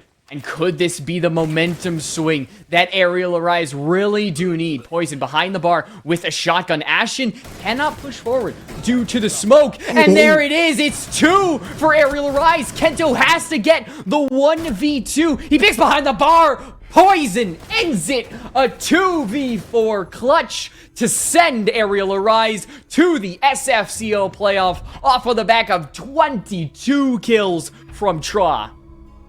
I mean, you could not have asked for a better ending. Tra getting himself 22 kills in that entire game. And Poison not finding so much success in the earlier parts of that map, but finding a huge clutch opportunity for himself there. A round that should have been Academy's stolen away. And as such, the victory stolen by Arial main. I know the fact that Arial Arise Academy was up 4-2. There was just something rumbling that I was like, nothing has happened for a minute 30 seconds. Things do not seem right with the world. Everything was uneasy, and Arial Arise, the patience wins it out in the end. And Poison, who by all accounts objectively had I believe the lowest amount of kills, he held his station down. He won the fights he needed to, and I think that is the biggest. Is that not just a player who is constantly getting these kills, like Schraub, but a player like Poison, who's able to lead a team and be that solid rock when a team is oh so close to drowning. I mean, if he dies in that situation, then Tra's just kind of stuck over an Aviator. There's not really much that he can do, but because he used those smoke grenades and the Goyo canisters to such great effect, it held off enough time that he could find 1 or 2 kills and let Tra try to help him out and try to hold down the other part of the bomb site. So really, not really somebody who was showing up that much, but again, did it just enough in the final parts of that round that kept it kind of close. Really eager to see the entries of how it just translates from everything overall. How we see if Arial Arise Academy really were ones to jump out and get some of the entries and that pivoted their way towards round wins, or if Arial Arise were going to be able to win it out based solely on the fact that they were able to get entries, because it was really hard to track who was always the team, who was the better team in the early engagement. I mean, I think this one was the most even entries that we've seen so far. Like we mentioned, it's kind of like one-sided for both teams on either map. I think this one was more or less 50-50, maybe favoring Arial Academy just a tad little bit. But, I mean, if you can't convert on your entries, then what does it really matter?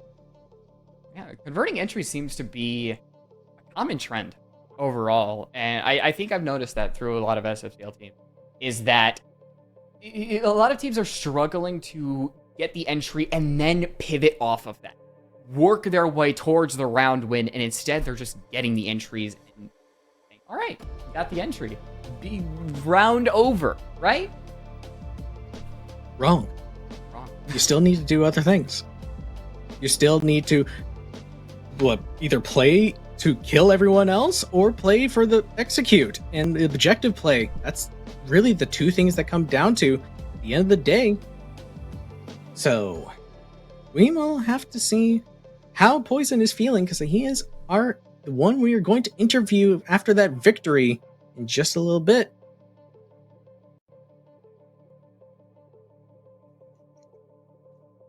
Hello, Poison. Congratulations on your very close victory on that last map. How are you feeling after that? We're feeling good. I mean, that was a fun game. Last show was close. Like, came down to 7-7, little 2v4 action. I mean, it was just a crazy game. Map 1 and Map 2 were kind of not that close, but Map 3 made it close. It was fun. It was a good time. I mean, we were talking also about nice to get that shit done. Like, we don't got to worry about playing other teams. We could just get our 3-0 and chill. Also, because we're playing with the sub because someone's away, so it's cool. Yeah. So, I mean, first map was decisively in your favor, second map not so much, but walk me through that last round where it was down to you and Trawl in that 2v4 situation. Like, what was kind of going through your minds of just kind of what we needed to do throughout that round?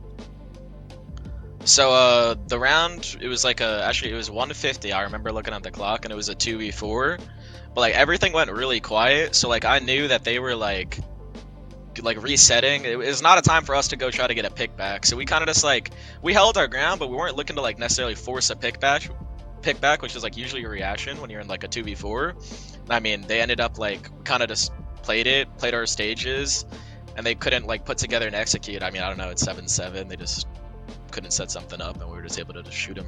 Worked out. But yeah, Traw's a beast. Yeah, definitely. So, 22 kills, I think, by the end of that. So, I mean, he went huge. Yeah, so, 22, yeah. But, so, I mean, in that first map, you handled their aggression very well. Did you have an idea that they were going to be so aggressive going into that first map, or was it kind of just something that surprised you, but you adapted quickly to it? Oh, yeah, we scrim those guys all the time, and, like, I'm pretty good friends with the whole team. So, like, yeah, it was... We almost like know, like they know our strats, we know their strats. It's almost like we scrim all the time. You know, they're the academy team, we're the main team, and it's nice because like typically for like we play the 18+ stuff mainly is like our main focus. Like they don't play that, so like they're usually a great scrim for us. So, but yeah, we had an idea of how they play, and like our plan on the Oregon attack especially was just like we weren't gonna try to play around it. We were just gonna take our gunfights, fight the extensions, and we're just pretty confident in our mechanics. And it was working. So you said you're very familiar with them. So was the maps kind of more or less what you expected in scrims? Or was it kind of just like you wanted to go to Chalet and Villa, or? Since we were playing with a sub, we did not like anticipate like actual maps, like what we were gonna play at all. We just kind of showed up to the ban phase and did whatever. Like if this was a game where we had our 5th, we probably would have had like some more planning like on the map bans. But we just showed up, ban maps. We picked Oregon. Just it's an easy pug map, so it made sense for that. Fair enough.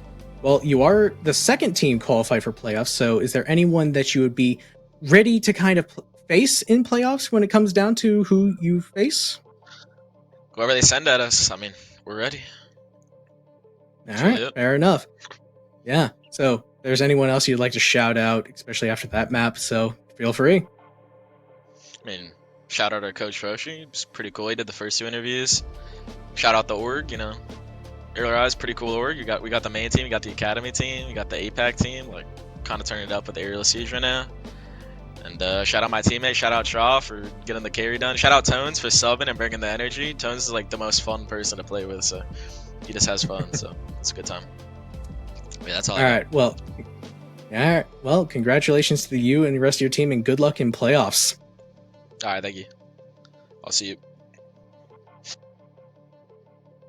You heard from the man himself, Poison, designated the IGL of Arial Arise. Look, he looked nice and happy, and I think Arial Arise deserved to be happy after that clutch coming out from Poison and Try. Everything built up to that moment, and it served. It gave us everything we wanted. It was not a disappointment, especially the ending. I mean, no. I mean, we got what we wanted. We wanted 3 maps, and we wanted it to be close. So, I mean, I'm happy. I tried to defy fate. Fate showed me that I was wrong. Yeah. I should have stuck. Deviate. I should have stuck with the coin. I mean, the coin is all knowing. Curious, you gotta listen to the coin, and eventually the coin will come for us all. That is it for us tonight. Arial Rise Academy was the final match, and they will be joining HK Rebels in the SFCL playoffs. But that is not it for us this week. We still have more action coming at you to see who is going to be in the playoffs, who will be eliminated. You want to make sure you are around for that. We will see you when it happens. Good night.